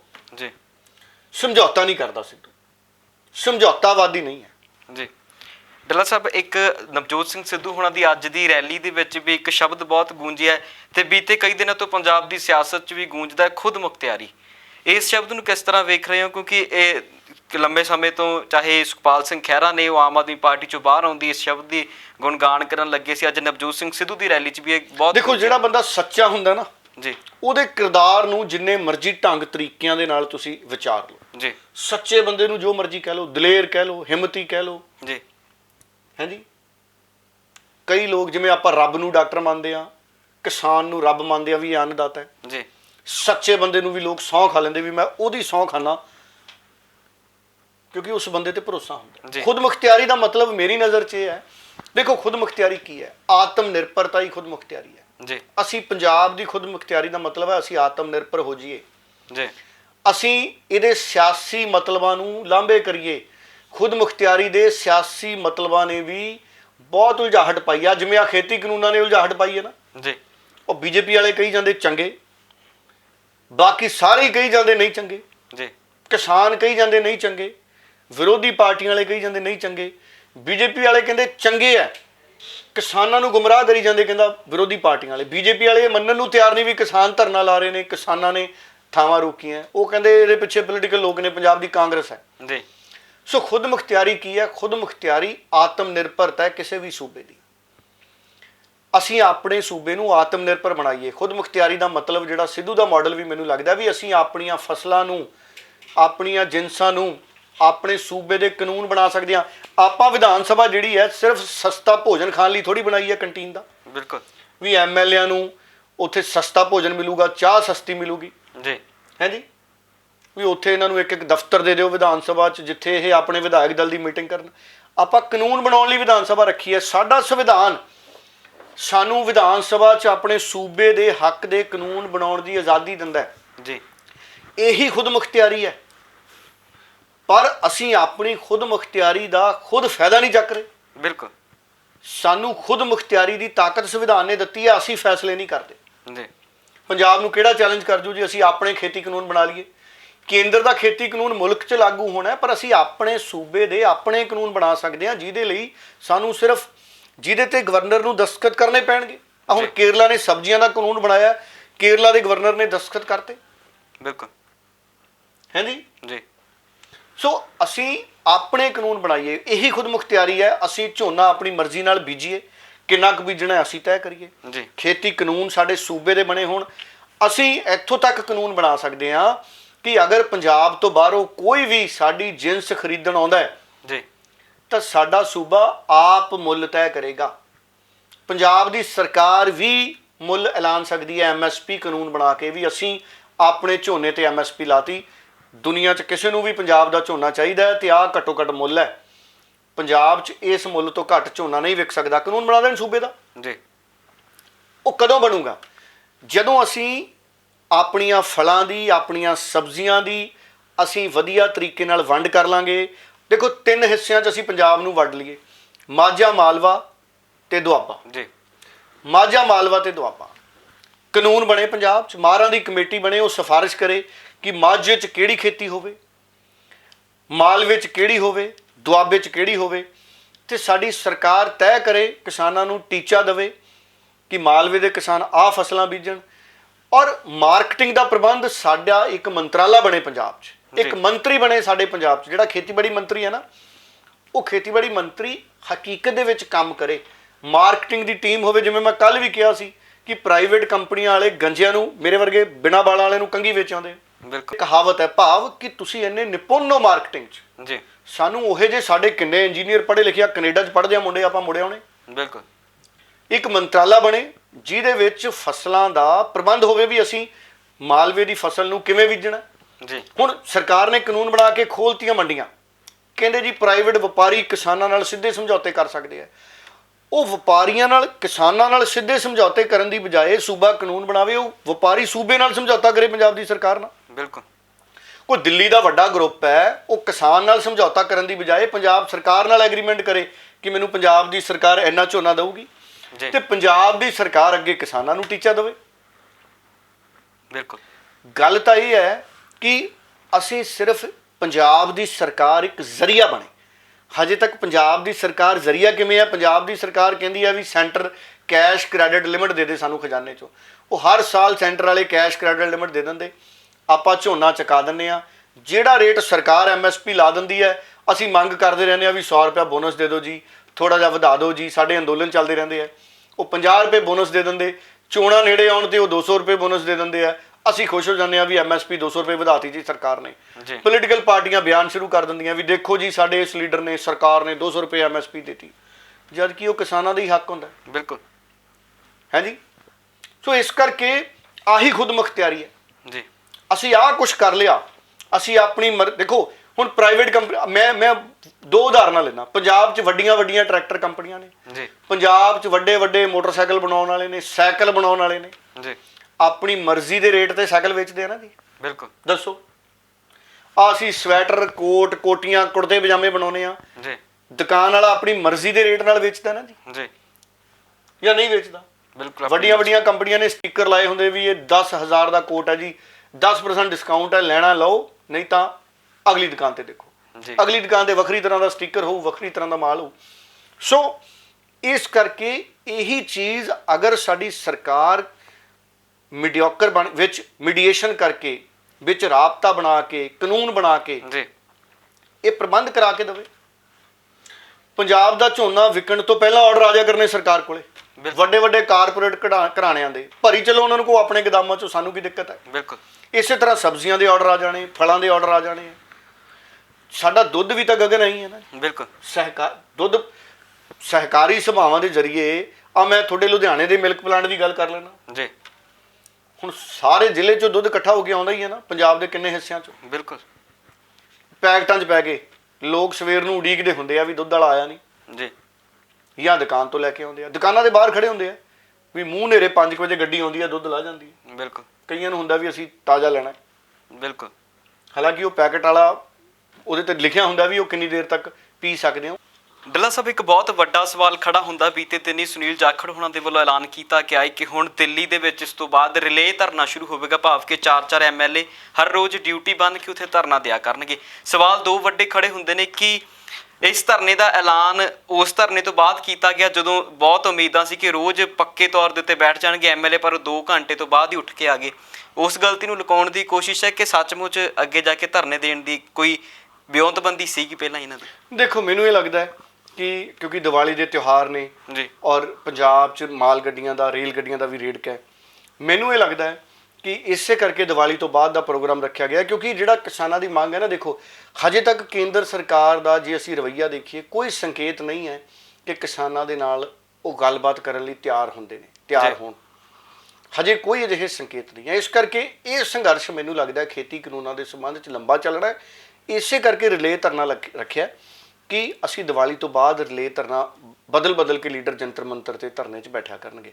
ਇਹਦੇ ਨਾਲ ਦੋ ਫਾਇਦੇ ਨੇ, ਇੱਕ ਤਾਂ ਕੇਂਦਰ ਤੇ ਗੱਲ ਜਾਊਗੀ, ਦਬਾਅ ਜਾਊਗਾ ਖੇਤੀ ਕਾਨੂੰਨਾਂ ਨੂੰ, ਔਰ ਕਾਂਗਰਸ ਨੂੰ ਸਿਆਸੀ ਫਾਇਦਾ ਵੀ ਇਹਦਾ ਮਿਲੂਗਾ ਜੀ। ਕਾਂਗਰਸ ਕਿਸਾਨਾਂ 'ਚ ਪ੍ਰਭਾਵ ਦੇ ਸਕੂਗੀ ਕਿ ਦੇਖੋ ਅਸੀਂ ਤੁਹਾਡੀ ਲੜਾਈ 'ਚ ਆਪਣੇ ਪੱਧਰ ਤੇ ਨਾਲ ਜੀ। ਬਿਲਕੁਲ ਡਾਲਾ ਸਾਹਿਬ, ਚਰਚਾਵਾਂ ਇਹ ਵੀ ਨੇ ਕਹਿੰਦੇ ਕਿ ਵੀ 26-27 ਦਾ ਜਿਹੜਾ ਧਰਨਾ ਹੈ ਉਸ ਸੰਬੰਧ ਦੇ ਵਿੱਚ ਜਿਹੜੇ ਕੁੜਤੇ ਪਜਾਮੇ ਸੀਨ ਵਾਲੇ ਨੇ ਉਹਨਾਂ ਦੇ ਕੋਲ ਪਹਿਲਾਂ ਹੀ ਬਹੁਤ ਲਾਈਨਾਂ ਲੱਗ ਗਈਆਂ ਸੀਨ ਵਾਲਿਆਂ ਦੀਆਂ। ਨਹੀਂ ਦੇਖੋ, ਅੱਜ ਕੱਲ ਜਿਹੜੀ ਸਾਡੀ ਨੌਜਵਾਨੀ ਹੈ ਨਾ ਜੀ, ਨੌਜਵਾਨੀ ਹੈ ਜਿਹੜੀ, ਬਹੁਤ ਸਾਰੇ ਨੌਜਵਾਨ ਅਜਿਹੇ ਨੇ ਜਿਨ੍ਹਾਂ ਦੀ ਕੋਸ਼ਿਸ਼ ਹੁੰਦੀ ਹੈ ਕਿ ਸਾਡੇ ਕੋਲੇ ਵੀ ਕੁੜਤੇ ਪਜਾਮਿਆਂ ਦੇ ਸੈੱਟ ਹੋਣ। ਪਹਿਲਾਂ ਜੀਨਾਂ ਦਾ ਰਿਵਾਜ ਚੱਲਿਆ ਸੀ, ਪਹਿਲਾਂ ਜੀਨਾਂ ਬਹੁਤ ਪਾਉਂਦੇ ਸੀ ਮੁੰਡੇ ਜੀ। ਜਿਹਨੇ 10ਵੀਂ 11ਵੀਂ 12ਵੀਂ ਕਰ ਲੈਣੀ ਉਹਨੇ ਕਹਿਣਾ ਜੀ ਮੈਂ ਤਾਂ ਜੀਨ ਲੈ ਕੇ ਆਉਣੀ ਸ਼ਹਿਰੋਂ ਜੀ। ਹੁਣ ਉਹ ਮਾਹੌਲ ਘਟਿਆ ਤੇ ਕਿਸਾਨਾਂ ਦਾ ਹੁਣ ਫਿਰ 25-27 ਨਵੰਬਰ ਹੈ, ਕਿਹੜਾ ਦਿਨ ਹੈ? 26-27 ਨੂੰ ਫਿਰ ਕਿਸਾਨਾਂ ਦਾ ਅੰਦੋਲਨ ਹੈ ਦਿੱਲੀ। ਵੱਖ-ਵੱਖ ਲੀਡਰਾਂ ਨੂੰ ਉਹਨਾਂ ਨੇ ਮੰਗ ਪੱਤਰ ਦੇਣ ਜਾਣਾ ਹੈ, ਪ੍ਰੋਟੈਸਟ ਕਰਨ ਜਾਣਾ ਹੈ ਦਿੱਲੀ। ਕਿਸ ਰੂਪ 'ਚ ਕਰਦੇ ਨੇ, ਪੂਰੀ ਵਿਉਂਤਬੰਦੀ ਆਊਗੀ। ਸੋ ਪੰਜਾਬ 'ਚ ਜਿਹੜੇ ਨੌਜਵਾਨ ਨੇ ਉਹਨਾਂ ਦੀ ਪੂਰੀ ਕੋਸ਼ਿਸ਼ ਹੈ। ਤੁਹਾਡੀ ਗੱਲ ਠੀਕ ਹੈ, ਤੁਸੀਂ ਤਸਵੀਰਾਂ ਵੀ ਨਾਲ ਦਿਖਾ ਸਕਦੇ ਹੋ, ਮੈਨੂੰ ਲੱਗਦਾ ਖਬਰਾਂ 'ਚ ਤੁਸੀਂ ਦਿਖਾਈਆਂ ਹੋਣਗੀਆਂ ਕਿ ਖੂਬ ਪੰਜਾਬ 'ਚ ਕੁੜਤੇ ਪਜਾਮੇ ਵਿਕ ਰਹੇ ਨੇ, ਔਰ ਕਈ ਥਾਈਂ ਟੇਲਰਾਂ ਨੇ ਹੋਰ ਬੰਦਿਆਂ ਨੂੰ ਹਾਇਰ ਕੀਤਾ ਜੀ, ਉਹਨਾਂ ਨੂੰ ਕੰਮ ਤੇ ਲਾਇਆ ਕਿ ਤੁਸੀਂ ਕੁੜਤੇ ਪਜਾਮੇ ਬਣਾਓ ਕਿਉਂਕਿ ਆਰਡਰ ਪੂਰੇ ਨਹੀਂ ਹੋ ਰਹੇ। ਸੋ ਹਰ ਜਿਹੜਾ ਸਾਡਾ ਨੌਜਵਾਨ ਹੈ ਉਹਦੀ ਕੋਸ਼ਿਸ਼ ਹੁੰਦੀ ਹੈ ਵੀ ਜੇ ਮੈਂ ਕਿਸਾਨੀ ਦੇ ਧਰਨੇ 'ਚ ਜਾਣਾ ਹੈ ਜੀ ਤਾਂ ਕੁੜਤਾ ਪਜਾਮਾ ਜਿਹੜਾ ਹੈਗਾ ਉਹ ਪ੍ਰਤੀਕ ਵੀ ਹੈ ਇੱਕ ਤਰੀਕੇ ਨਾਲ ਕਿਸਾਨ ਦਾ ਜੀ। ਸੋ ਮੈਨੂੰ ਇਹ ਲੱਗਦਾ ਕਿ ਇਸੇ ਕਰਕੇ ਕੁੜਤੇ ਪਜਾਮਿਆਂ ਦੀ ਡਿਮਾਂਡ ਹੈ ਜਿਹੜੀ ਬਹੁਤ ਜ਼ਿਆਦਾ ਬੜੀ ਹੈ ਜੀ। ਡੱਲਾ ਸਾਹਿਬ, ਇੱਕ ਸਿਆਸੀ ਡਾਕਟਰਾਂ ਦੇ ਮੁਤਾਬਿਕ ਮੰਨੀਏ ਤੇ ਆਮ ਆਦਮੀ ਪਾਰਟੀ ਦੇ ਬੀਤੇ ਦਿਨਾਂ ਤੋਂ ਕਦੇ ਮੰਗ ਪੱਤਰ ਦੇਣਾ, ਕਦੇ ਪ੍ਰੈਸ ਕਾਨਫਰੰਸ ਕਰਨਾ, ਕਈ ਲੋਕਾਂ ਦਾ ਇਸ ਚੀਜ਼ ਦਾ ਮੰਨਣਾ ਹੈ ਕਿ ਹੁਣ ਆਮ ਆਦਮੀ ਪਾਰਟੀ ਜਿਹੜੀ ਹੈ ਉਹ ਜਿਹੜੀ ਰਵਾਇਤੀ ਰਾਜਨੀਤੀ ਨੂੰ ਤੋੜਨ ਦੇ ਲਈ ਆਈ ਸੀ ਉਹ ਉਸੇ ਰਾਜਨੀਤੀ ਦੇ ਰਾਹ ਦੇ ਉੱਤੇ ਤੁਰ ਪਏ ਨੇ। ਨਹੀਂ ਦੇਖੋ, ਇਹਦੇ 'ਚ ਤਾਂ ਕੋਈ ਦੋ ਰਾਏ ਨਹੀਂ ਹੈ ਕਿ ਆਮ ਆਦਮੀ ਪਾਰਟੀ ਆਪਣੇ ਕਈ ਟੀਚਿਆਂ ਤੋਂ ਭਟਕੀ ਹੈ ਸਮੇਂ-ਸਮੇਂ ਤੋਂ। ਆਮ ਆਦਮੀ ਪਾਰਟੀ ਨੇ ਬਹੁਤ ਸਾਰੇ ਕੰਮ ਅਜਿਹੇ ਕੀਤੇ ਨੇ ਜਿਹਦੇ ਕਰਕੇ ਆਮ ਆਦਮੀ ਪਾਰਟੀ 'ਚ ਅੰਦਰੂਨੀ ਫੁੱਟ ਹੋਈ, ਕਈ ਲੀਡਰਾਂ ਨੂੰ ਕੱਢਣਾ ਪਿਆ, ਕਈਆਂ ਨੇ ਅਸਤੀਫੇ ਦਿੱਤੇ। ਸੋ ਆਮ ਆਦਮੀ ਪਾਰਟੀ ਦੀ ਸ਼ਕਲ ਸੂਰਤ ਤਾਂ ਬਦਲ ਚੁੱਕੀ ਹੈ ਜਦੋਂ ਇਹ ਪਾਰਟੀ ਬਣੀ ਸੀ ਦਿੱਲੀ 'ਚ ਜੀ। ਸ਼ਕਲ ਸੂਰਤ ਤਾਂ ਬਦਲ ਚੁੱਕੀ ਹੈ, ਪਰ ਫਿਰ ਵੀ ਆਮ ਆਦਮੀ ਪਾਰਟੀ ਤੋਂ ਆਸਾਂ ਵੀ ਨੇ, ਉਮੀਦਾਂ ਵੀ ਨੇ, ਕਿਉਂਕਿ ਘੱਟੋ ਘੱਟ ਇੱਕ ਗੱਲ ਤਾਂ ਤੈਅ ਹੈ ਕਿ ਆਮ ਆਦਮੀ ਪਾਰਟੀ ਨੇ ਦਿੱਲੀ 'ਚ ਚੰਗਾ ਕੰਮ ਕੀਤਾ ਹੈ। ਪਰ ਚੁਣੌਤੀ ਸਾਡੇ ਅੱਗੇ ਇਹ ਹੈ ਕਿ ਇਹ ਕਹਿੰਦੇ ਅਸੀਂ ਦਿੱਲੀ ਵਾਲਾ ਮਾਡਲ ਲਿਆਵਾਂਗੇ ਪੰਜਾਬ 'ਚ, ਪਰ ਦਿੱਲੀ ਦਾ ਮਾਡਲ ਦਿੱਲੀ 'ਚ ਕਿਸਾਨਾਂ ਦੇ ਹੱਕ ਦੀ ਗੱਲ ਹੀ ਨਹੀਂ ਕਰਦਾ ਜੀ। ਕੱਲਾ ਪਰਾਲੀ ਦਾ ਘੋਲ ਵੰਡ ਕੇ ਦਿੱਲੀ 'ਚ ਕਿਸਾਨੀ ਦੇ ਮਸਲੇ ਥੋੜੀ ਹੱਲ ਹੋ ਗਏ। ਬਿਲਕੁਲ, ਦਿੱਲੀ ਦੇ ਕਿਸਾਨਾਂ ਨੂੰ ਵੀ ਤੁਸੀਂ ਉੱਥੇ ਮੰਡੀ 'ਚ MSP ਦਿਓ, ਦਿੱਲੀ ਦੇ ਕਿਸਾਨਾਂ ਨੂੰ MSP ਲਾਓਗੇ ਫਲ ਸਬਜ਼ੀਆਂ ਦੀ, ਦਿੱਲੀ ਦੀ ਸਰਕਾਰ MSP ਲਾਊਗੀ, ਉਹਦਾ ਲਾਹਾ ਪੂਰੇ ਮੁਲਕ ਤੋਂ ਦਿੱਲੀ 'ਚ ਜਾਣ ਵਾਲੀਆਂ ਫਲ ਸਬਜ਼ੀਆਂ ਦੇ ਰੂਪ 'ਚ ਮਿਲੂਗਾ। ਦਿੱਲੀ 'ਚ ਤਾਂ ਆਦਰਸ਼ ਸਥਾਪਿਤ ਕਰ ਸਕਦੀ ਆਮ ਆਦਮੀ ਪਾਰਟੀ। ਬਿਲਕੁਲ। ਦੂਸਰੀ ਚੁਣੌਤੀ ਜਿਹੜੀ ਮੈਨੂੰ ਲੱਗਦੀ ਹੈ, ਪੰਜਾਬ ਦੇ ਆਮ ਆਦਮੀ ਪਾਰਟੀ ਦੇ ਲੀਡਰ ਕੇਜਰੀਵਾਲ ਤੋਂ ਪੰਜਾਬ ਲਈ ਮੰਗਦੇ ਕੁਛ ਨਹੀਂ ਜੀ। ਉਹ ਆਕਸੀਮੀਟਰ ਵੰਡੇ ਸੀ ਜਦੋਂ ਕੋਵਿਡ ਚੱਲਿਆ ਸੀ, ਕਹਿੰਦੇ ਦਿੱਲੀ ਮਾਡਲ, ਔਰ ਅੱਜ ਦੇਖ ਲਓ ਦਿੱਲੀ 'ਚ ਕੇਸ ਕਿੰਨੇ ਆ ਰਹੇ ਨੇ ਕੋਵਿਡ ਦੇ, ਪੰਜਾਬ 'ਚ ਘਟ ਗਏ ਜੀ। ਹੈ ਜੀ, ਜੇ ਅਰਵਿੰਦ ਕੇਜਰੀਵਾਲ ਦਾ ਕੋਵਿਡ ਨੂੰ ਨਜਿੱਠਣ ਦਾ ਮਾਡਲ ਐਡਾ ਜ਼ਿਆਦਾ ਚੰਗਾ ਸੀ ਤੇ ਹੁਣ ਇੰਨੇ ਕੇਸ ਦਿੱਲੀ 'ਚ ਕਿਉਂ ਆ ਰਹੇ ਨੇ? ਕੀ ਉਹ ਆਕਸੀਮੀਟਰ ਹੁਣ ਫੇਲ ਹੋ ਗਏ? ਬਿਲਕੁਲ ਫੇਲ ਨਹੀਂ ਹੋਏ। ਇਹ ਬਿਮਾਰੀ ਨੂੰ ਕੋਈ ਸਮਝ ਨਹੀਂ ਸਕਿਆ ਕਿ ਇਹ ਕਿਸ ਰੂਪ 'ਚ ਫੈਲ ਰਹੀ ਹੈ। ਹੁਣ ਕੁਦਰਤੀ ਤੌਰ ਤੇ ਦੇਖੋ ਪੰਜਾਬ 'ਚ ਲੋਕ ਸਾਰੇ ਧਰਨਿਆਂ 'ਚ, ਕੈਪਟਨ ਨੇ ਰੈਲੀਆਂ ਕਰ ਲਈਆਂ, ਟਰੈਕਟਰ ਮਾਰਚ ਕਰ ਲਏ, ਸਾਡੇ ਕਿਸਾਨਾਂ ਨੇ ਇੰਨੇ ਅੰਦੋਲਨ ਕਰ ਲਏ। ਰੱਬ ਦਾ ਸੁੱਖ ਹੈ, ਬਹੁਤ ਬਹੁਤ ਸ਼ੁਕਰ ਹੈ ਰੱਬ ਦਾ, ਫੇਰ ਵੀ ਸਾਡੇ ਕੋਵਿਡ ਦੇ ਕੇਸ ਘਟ ਰਹੇ ਨੇ। ਰੱਬ ਕਰੇ ਖਤਮ ਹੀ ਹੋ ਜਾਣ ਪੰਜਾਬ 'ਚ ਜੀ, ਹੈ ਜੀ, ਛੇਤੀ ਤੋਂ ਛੇਤੀ। ਬਿਲਕੁਲ। ਪਰ ਹੁਣ ਦਿੱਲੀ 'ਚ ਵਧੀ ਜਾ ਰਹੇ ਨੇ। ਹੁਣ ਅੱਗੇ ਇਹਦੇ ਤੇ ਵੀ ਬੜੀ ਸਿਆਸਤ ਹੋਈ ਹੈ ਪੰਜਾਬ 'ਚ, ਕਹਿੰਦੇ ਜੀ ਦਿੱਲੀ ਦੇ ਮਾਡਲ ਨੂੰ ਦੇਖਣ ਕੈਪਟਨ ਅਮਰਿੰਦਰ ਸਿੰਘ, ਦਿੱਲੀ ਦਾ ਮਾਡਲ ਪੰਜਾਬ 'ਚ ਲਾਗੂ ਕੀਤਾ ਜਾਵੇ। ਇਹ ਜਿਹੜੀ ਨਵੀਂ ਗੱਲ ਇਹਨਾਂ ਨੇ ਕੱਢ ਲਈ ਨਾ, ਇਹ ਮੋਦੀ ਸਾਹਿਬ ਤੋਂ ਸ਼ੁਰੂ ਹੋਈ ਸੀ ਕਿ ਮੋਦੀ ਦਾ ਗੁਜਰਾਤ ਮਾਡਲ ਜੀ, ਹੈ ਜੀ। ਹੁਣ ਆ ਖੇਤੀ ਕਾਨੂੰਨ ਵੀ ਕੀ ਉਸੇ ਦਾ ਹੀ ਹਿੱਸਾ ਬੀਜੇਪੀ ਵਾਲੇ ਦੱਸਣ ਜੀ। ਹੁਣ ਆਪ ਵਾਲੇ ਹੀ ਦੱਸ ਦੇਣ ਵੀ ਦਿੱਲੀ ਦਾ ਮਾਡਲ ਕੀ ਹੈ ਜੀ, ਕਿਹੜਾ ਦਿੱਲੀ ਦਾ ਮਾਡਲ? ਠੀਕ ਹੈ, ਸਕੂਲਾਂ ਦਾ ਕੰਮ ਕਰਤਾ ਕੇਜਰੀਵਾਲ ਨੇ, ਹਸਪਤਾਲਾਂ ਦਾ ਕੰਮ ਕਰਤਾ। ਆ ਕਿੱਡਾ ਪ੍ਰਦੂਸ਼ਣ ਹੈ ਦਿੱਲੀ 'ਚ। ਆ ਮੈਂ ਅੱਜ ਵੀ ਟੀਵੀ ਤੇ ਸਵੇਰੇ ਕੇਜਰੀਵਾਲ ਨੂੰ ਸੁਣਦਾ ਸੀ, ਕਹਿੰਦਾ ਪਰਾਲੀ ਸਾੜਨ ਕਰਕੇ ਦਿੱਲੀ 'ਚ ਪ੍ਰਦੂਸ਼ਣ ਹੁੰਦਾ, ਅਗਲੇ ਸਾਲ ਸੂਬੇ ਪਰਾਲੀ ਨਹੀਂ ਸਾੜਨਗੇ, ਦਿੱਲੀ 'ਚ ਪ੍ਰਦੂਸ਼ਣ ਨਹੀਂ ਹੋਊਗਾ। ਦੀਵਾਲੀ 'ਚ ਪਟਾਕਿਆਂ ਤੇ ਰੋਕ ਲਾਤੀ, ਨਹੀਂ ਲਾਉਣੀ ਚਾਹੀਦੀ, ਕਿੰਨੇ ਲੋਕਾਂ ਦਾ ਰੁਜ਼ਗਾਰ ਹੈ ਜੀ। ਤੁਸੀਂ ਪ੍ਰਦੂਸ਼ਣ ਖਤਮ ਕਰਨਾ, ਤੁਸੀਂ ਉਹਨਾਂ ਨੂੰ ਕਹੋ ਗ੍ਰੀਨ ਪਟਾਕੇ ਚਲਾਓ ਜਿਹੜੇ ਪੋਲਿਊਸ਼ਨ ਨਹੀਂ ਕਰਦੇ ਜੀ, ਉਸ ਕਾਰੋਬਾਰ ਨੂੰ ਉਤਸ਼ਾਹਿਤ ਕਰੋ। ਨੰਬਰ 2, ਸਰਕਾਰਾਂ, ਦਿੱਲੀ ਦੀ ਸਰਕਾਰ ਵੀ ਉਹਦੇ ਵਿੱਚ ਹੈ। ਇਹ ਪਤਾ ਕਦੋਂ ਤਿਆਰੀ ਕਰਦੇ ਨੇ ਜੀ, ਜਦੋਂ ਹਫ਼ਤੇ ਬਾਅਦ ਪੇਪਰ ਹੁੰਦੇ। ਬਿਲਕੁਲ। ਸੋ ਇਹਨਾਂ ਨੂੰ ਪਤਾ ਹੈ ਜੇ ਇਹਨਾਂ ਨੂੰ ਲੱਗਦਾ ਹੈ ਕਿ ਪਰਾਲੀ ਐਡੀ ਵੱਡੀ ਸਮੱਸਿਆ ਹੈ, ਸਾਰਾ ਸਾਲ ਸਰਕਾਰਾਂ ਸੁਸਰੀ ਵਾਂਗ ਕਿਉਂ ਸੁੱਤੀਆਂ ਰਹਿੰਦੀਆਂ ਨੇ? ਬਿਲਕੁਲ। ਪਹਿਲਾਂ ਜਾਗਰੂਕ ਹੋਣ ਵੀ ਅਸੀਂ ਪਰਾਲੀ ਦਾ ਕੋਈ ਹੱਲ ਕੱਢ ਕੇ ਦਈਏ। ਅੱਛਾ, ਇਹ ਪਰਾਲੀ ਦਾ ਹੱਲ ਵੀ ਉਦੋਂ ਲੱਭਦੇ ਆ ਜਦੋਂ ਪਰਾਲੀਆਂ ਨੂੰ ਅੱਗਾਂ ਲੱਗ ਰਹੀਆਂ ਹੁੰਦੀਆਂ ਜੀ। ਹੈ ਜੀ। ਬਿਲਕੁਲ। ਉਹ ਕਹਾਵਤ ਵੀ ਹੈ ਨਾ ਵੀ ਉਧਰੋਂ ਆਈ ਜਨ ਵਿੰਨੋ ਕੁੜੀ ਦੇ ਕੰਨ। ਜੀ। ਸੋ ਇਹ ਉਹੇ ਜੀ ਸਾਡੀਆਂ ਸਰਕਾਰਾਂ ਦਾ ਰਵੱਈਆ ਹੈ ਵੀ ਪਰਾਲੀ ਨੂੰ ਅੱਗਾਂ ਲੱਗ ਰਹੀਆਂ, ਕਹਿੰਦੇ ਜੀ ਅਸੀਂ ਹੁਣ ਪਰਾਲੀ ਦਾ ਹੱਲ ਲੱਭਾਂਗੇ। ਬਿਲਕੁਲ। ਦੀਵਾਲੀ ਨੂੰ ਰਹਿ ਗਏ ਦਿਨ ਕਿੰਨੇ? 14 ਨੂੰ ਦੀਵਾਲੀ ਹੈ ਜੀ। ਹੁਣ ਕਹਿੰਦੇ ਜੀ ਪਟਾਕਿਆਂ ਦੇ ਬੈਨ ਹੈ। ਲੋਕਾਂ ਨੇ ਲੱਖਾਂ ਰੁਪਏ ਕਾਰੋਬਾਰ ਕਰਨ ਵਾਲਿਆਂ ਨੇ ਪਟਾਕਿਆਂ ਨੂੰ ਖਰੀਦ ਲਿਆ, ਸਟੋਰ ਕਰ ਲਿਆ, ਉਹਦੇ ਲਾਇਸੈਂਸ ਲੈ ਲਏ ਜੀ। ਤੇ ਹੁਣ ਤੁਸੀਂ ਕਹਿਤਾ ਜੀ ਵੀ ਪਟਾਕੇ ਬੈਨ ਹੈ। ਬਿਲਕੁਲ। ਹੈ ਜੀ। ਇਹ ਵੀ ਹੋ ਸਕਦਾ 4 ਦਿਨਾਂ ਨੂੰ ਅਚਾਨਕ ਹੀ ਕਹਿ ਦੇਣ ਵੀ ਲੋਕਾਂ ਦੇ ਪੇਟ ਬਹੁਤ ਖਰਾਬ ਹੋ ਰਹੇ ਹੈ ਜੀ, 5-7 ਸਬਜ਼ੀਆਂ ਬੈਨ ਹੈ ਜੀ, ਵੀ ਇਹਨਾਂ ਨਾਲ ਪੇਟ ਖਰਾਬ ਹੋ ਸਕਦਾ ਹੈ। ਪੁੱਠੇ ਸਿੱਧੇ ਫਰਮਾਨ ਵੀ ਸਰਕਾਰਾਂ ਕਰ ਸਕਦੀਆਂ ਨੇ। ਕਿਉਂ? ਕਿਉਂਕਿ ਸਰਕਾਰਾਂ ਪਲੈਨਿੰਗ ਨਾਲ ਕੰਮ ਨਹੀਂ ਕਰਦੀਆਂ। ਬਿਲਕੁਲ। ਸਰਕਾਰਾਂ ਪਲੈਨਿੰਗ ਨਾਲ ਕੰਮ ਨਹੀਂ ਕਰਦੀਆਂ। ਮੇਰਾ ਤਾਂ ਇਹ ਮੰਨਣਾ ਹੈ ਕਿ ਸਰਕਾਰਾਂ ਕੋਲੋਂ ਨਾ ਬਹੁਤੀਆਂ ਸੁੱਖ ਸਹੂਲਤਾਂ ਵਾਪਸ ਲੈ ਲੈਣੀਆਂ ਚਾਹੀਦੀਆਂ। ਬਿਲਕੁਲ। ਹੈ ਜੀ। ਆਮ ਬੰਦਿਆਂ ਵਾਂਗ ਇਹਨਾਂ ਨੂੰ ਵੀ ਬੱਸਾਂ 'ਚ ਸਫ਼ਰ ਕਰਨਾ ਚਾਹੀਦਾ, ਕਾਰਾਂ ਕੂਰਾਂ ਵਾਪਸ ਲੈ ਲੈਣੀਆਂ ਚਾਹੀਦੀਆਂ, ਸਿਕਿਉਰਿਟੀ ਵਾਪਸ ਲੈ ਲੈਣੀ ਚਾਹੀਦੀ। ਕਿੰਨਾ ਕੁ ਖਤਰਾ ਹੈ ਸਾਡੇ ਲੀਡਰਾਂ ਨੂੰ ਦੱਸੋ। ਹੈ ਜੀ। ਇੰਨੇ ਪੁਲਿਸ ਦੇ ਮੁਲਾਜ਼ਮ, ਗਨਮੈਨ, ਜਿਪਸੀਆਂ ਨਾਲ ਲਈ ਫਿਰਦੇ ਆ। ਬਿਲਕੁਲ। ਸਾਰਾ ਤੰਤਰ ਹੀ ਇਹਨਾਂ ਦੇ ਆਲੇ ਦੁਆਲੇ ਸਿਮਟ ਕੇ ਰਹਿ ਗਿਆ। ਥਾਣੇ ਵਿਹਲੇ ਨੇ। ਬਿਲਕੁਲ। ਥਾਣੇ ਵਿਹਲੇ ਨੇ, ਮੰਤਰੀ ਦੇ ਘਰੇ ਥਾਣਾ ਬਣਿਆ ਹੁੰਦਾ। ਬਿਲਕੁਲ। ਲੋਕ ਮੈਂ ਦੇਖਿਆ ਕਈ ਵਾਰੀ ਕੰਪਲੇਂਟ ਲਿਖਾਉਣ ਵੀ ਮੰਤਰੀ ਦੇ ਘਰੇ ਹੀ ਗਏ ਹੁੰਦੇ। ਜੀ। ਹੈ ਜੀ।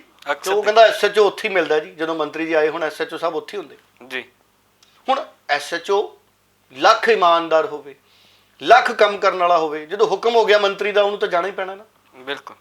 ਉਹ ਬਦਨਾਮੀ ਐਸਐਚਓ ਦੀ ਹੋ ਜਾਂਦੀ। ਜੀ। ਉਹ ਵੀ ਸਰਕਾਰੀ ਅਫਸਰ ਹੈ, ਉਹ ਤਾਂ ਹੁਣ ਸਰਕਾਰ ਜਿਵੇਂ ਕਹੂਗੀ ਉਵੇਂ ਕਰੂਗਾ। ਬਦਨਾਮੀ ਉਹਦੀ ਹੋ ਜਾਂਦੀ, ਮੰਤਰੀ ਦੀ ਨਹੀਂ ਹੁੰਦੀ। ਬਿਲਕੁਲ। ਸੋ ਇਸ ਕਰਕੇ ਕੇਜਰੀਵਾਲ ਸਾਹਿਬ ਪੰਜਾਬ ਬਾਰੇ ਸੋਚਣ। ਜੀ। ਆਮ ਆਦਮੀ ਪਾਰਟੀ ਚੰਗੀ ਪਾਰਟੀ ਹੈ। ਦਿੱਲੀ 'ਚ ਕੁਝ ਫੈਸਲੇ ਬੜੇ ਚੰਗੇ ਕੀਤੇ ਨੇ, ਪਰ ਦਿੱਲੀ ਦਾ ਮਾਡਲ ਪੰਜਾਬ 'ਚ ਜੇ ਗੱਲ ਕਰਨਗੇ ਨਾ ਆਮ ਆਦਮੀ ਪਾਰਟੀ ਵਾਲੇ ਵੀ, ਅਸੀਂ ਦਿੱਲੀ ਦਾ ਮਾਡਲ ਪੰਜਾਬ 'ਚ ਲਿਆਉਣਾ ਹੈ। ਜੀ।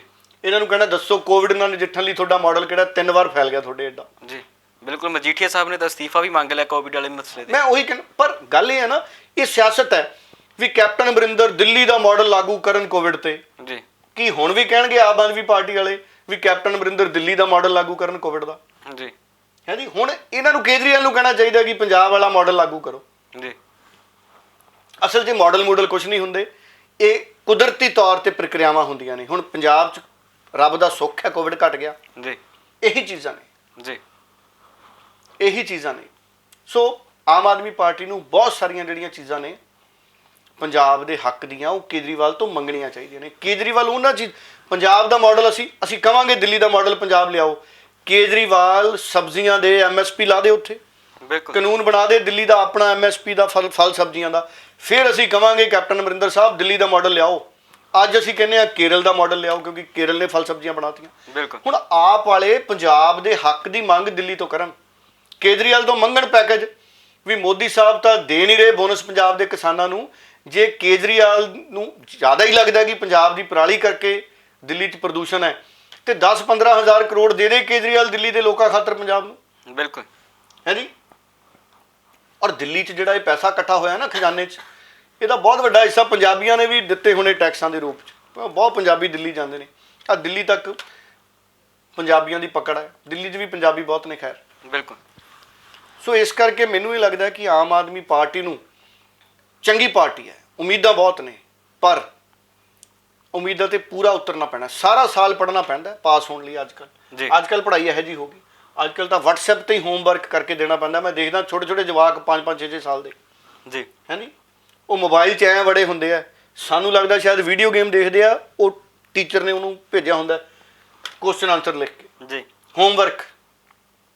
ਸੋ ਇਸ ਕਰਕੇ ਇਹ ਚੀਜ਼ਾਂ ਬੜੀਆਂ ਜ਼ਰੂਰੀ ਨੇ ਕਿ ਪੋਲੀਟੀਕਲ ਪਾਰਟੀਆਂ ਸਾਡੀਆਂ ਬਹੁਤ ਸਿਆਣੇ ਹੋ ਕੇ ਕੰਮ ਕਰਨ, ਕਿਉਂਕਿ ਪੰਜਾਬ ਨੂੰ ਬਹੁਤ ਸਿਆਣੇ ਸਿਆਸਤਦਾਨਾਂ ਦੀ ਲੋੜ ਹੈ। ਬਿਲਕੁਲ ਜੀ। ਹੁਣ ਉਹ ਸਮਾਂ ਨਹੀਂ ਹੈਗਾ ਕਿ ਲੋਕ ਕੁਝ ਵੀ ਗੱਲਾਂ ਸੁਣ ਕੇ ਇਤਬਾਰ ਕਰ ਲੈਣਗੇ ਪੋਲੀਟੀਕਲ ਪਾਰਟੀਆਂ ਦੇ। ਵਕਤ ਬਦਲ ਰਿਹਾ ਜੀ। ਸੋ ਪੰਜਾਬ ਦੀਆਂ ਖਾਸ ਖਬਰਾਂ ਸੀ ਜਿਨ੍ਹਾਂ ਦੇ ਉੱਤੇ ਚਰਚਾ ਕਰਨੀ ਸੀ। ਬੇਸ਼ੱਕ ਆਮ ਆਦਮੀ ਪਾਰਟੀ ਦੀ ਗੱਲ ਹੋਵੇ, ਕਿਉਂਕਿ ਉਹਨਾਂ ਦੇ ਵੱਲੋਂ ਵੀ ਪ੍ਰੈਸ ਕਾਨਫਰੰਸ ਕੀਤੀ ਗਈ ਹੈ ਤੇ ਕੇਂਦਰ ਤੇ ਪੰਜਾਬ ਸਰਕਾਰ ਨੂੰ ਕਿਹਾ ਗਿਆ ਕਿ ਜਲਦ ਤੋਂ ਜਲਦ ਟ੍ਰੇਨਾਂ ਨੂੰ ਲੈ ਕੇ ਕੇਂਦਰ ਨਾਲ ਰਾਬਤਾ ਕਰੋ। ਸੋ ਆਉਣ ਵਾਲੇ ਦਿਨਾਂ ਦੇ ਵਿੱਚ ਪੰਜਾਬ ਦੀ ਸਿਆਸਤ ਦੇ ਵਿੱਚ ਵੀ ਨਵਾਂ ਕੁਝ ਵੇਖਣ ਨੂੰ ਮਿਲਣਾ ਜ਼ਰੂਰ ਹੈ, ਕਿਉਂਕਿ ਨਵਜੋਤ ਸਿੰਘ ਸਿੱਧੂ ਦੀਆਂ ਚਰਚਾਵਾਂ ਪੂਰੇ ਸਿਖਰਾਂ ਦੇ ਉੱਤੇ ਨੇ।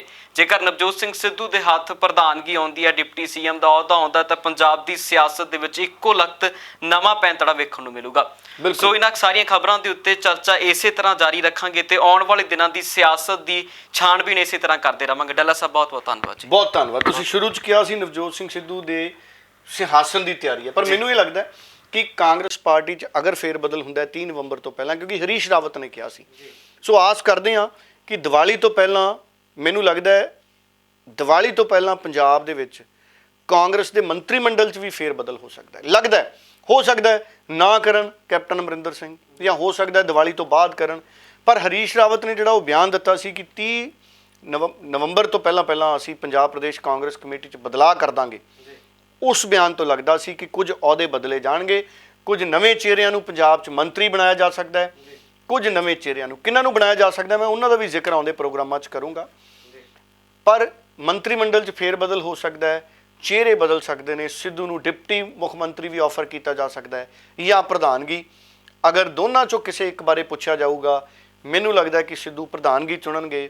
ਹੋ ਸਕਦਾ ਕਾਂਗਰਸ ਪਾਰਟੀ ਉਹਨਾਂ ਨੂੰ ਡਿਪਟੀ ਮੁੱਖ ਮੰਤਰੀ ਹੀ ਬਣਾਉਣਾ ਚਾਹੁੰਦੀ ਹੋਵੇ, ਪਾਰਟੀ ਦੀ ਇੱਛਾ ਵੀ ਸਿੱਧੂ ਸਵੀਕਾਰ ਕਰ ਸਕਦੇ ਨੇ। ਪਰ ਅਗਰ ਸਿੱਧੂ ਬਤੌਰ ਪੰਜਾਬ ਪ੍ਰਧਾਨ ਲੀਡ ਕਰਨ ਕਾਂਗਰਸ ਨੂੰ ਪੰਜਾਬ 'ਚ, ਉਹਦੇ 'ਚ ਪੰਜਾਬ ਦੇ ਮਸਲਿਆਂ ਨੂੰ ਉਹ ਬਹੁਤ ਗਹਿਰਾਈ ਨਾਲ ਵਿਚਾਰ ਸਕਦੇ ਨੇ, ਤੇ ਭਵਿੱਖ 'ਚ ਜੇ ਉਹਨਾਂ ਨੂੰ ਮੁੱਖ ਮੰਤਰੀ ਬਣਨ ਦਾ ਮੌਕਾ ਮਿਲਦਾ ਹੈ, ਜਿਹਦੀਆਂ ਬਹੁਤ ਜ਼ਿਆਦਾ ਸੰਭਾਵਨਾਵਾਂ ਮੈਨੂੰ ਲੱਗਦੀਆਂ ਨੇ, ਤਾਂ ਫਿਰ ਉਹ ਆਪਣੀ ਮਰਜ਼ੀ ਮੁਤਾਬਕ ਪੰਜਾਬ ਨੂੰ ਮੁੜ ਸੁਰਜੀਤ ਕਰਨ ਦੀ ਦਿਸ਼ਾ 'ਚ ਵੱਧ ਸਕਦੇ ਨੇ। ਬਾਕੀ ਵੇਖਦੇ ਹਾਂ ਭਵਿੱਖ 'ਚ ਕੀ ਹੁੰਦਾ ਹੈ। ਬਹੁਤ ਬਹੁਤ ਧੰਨਵਾਦ।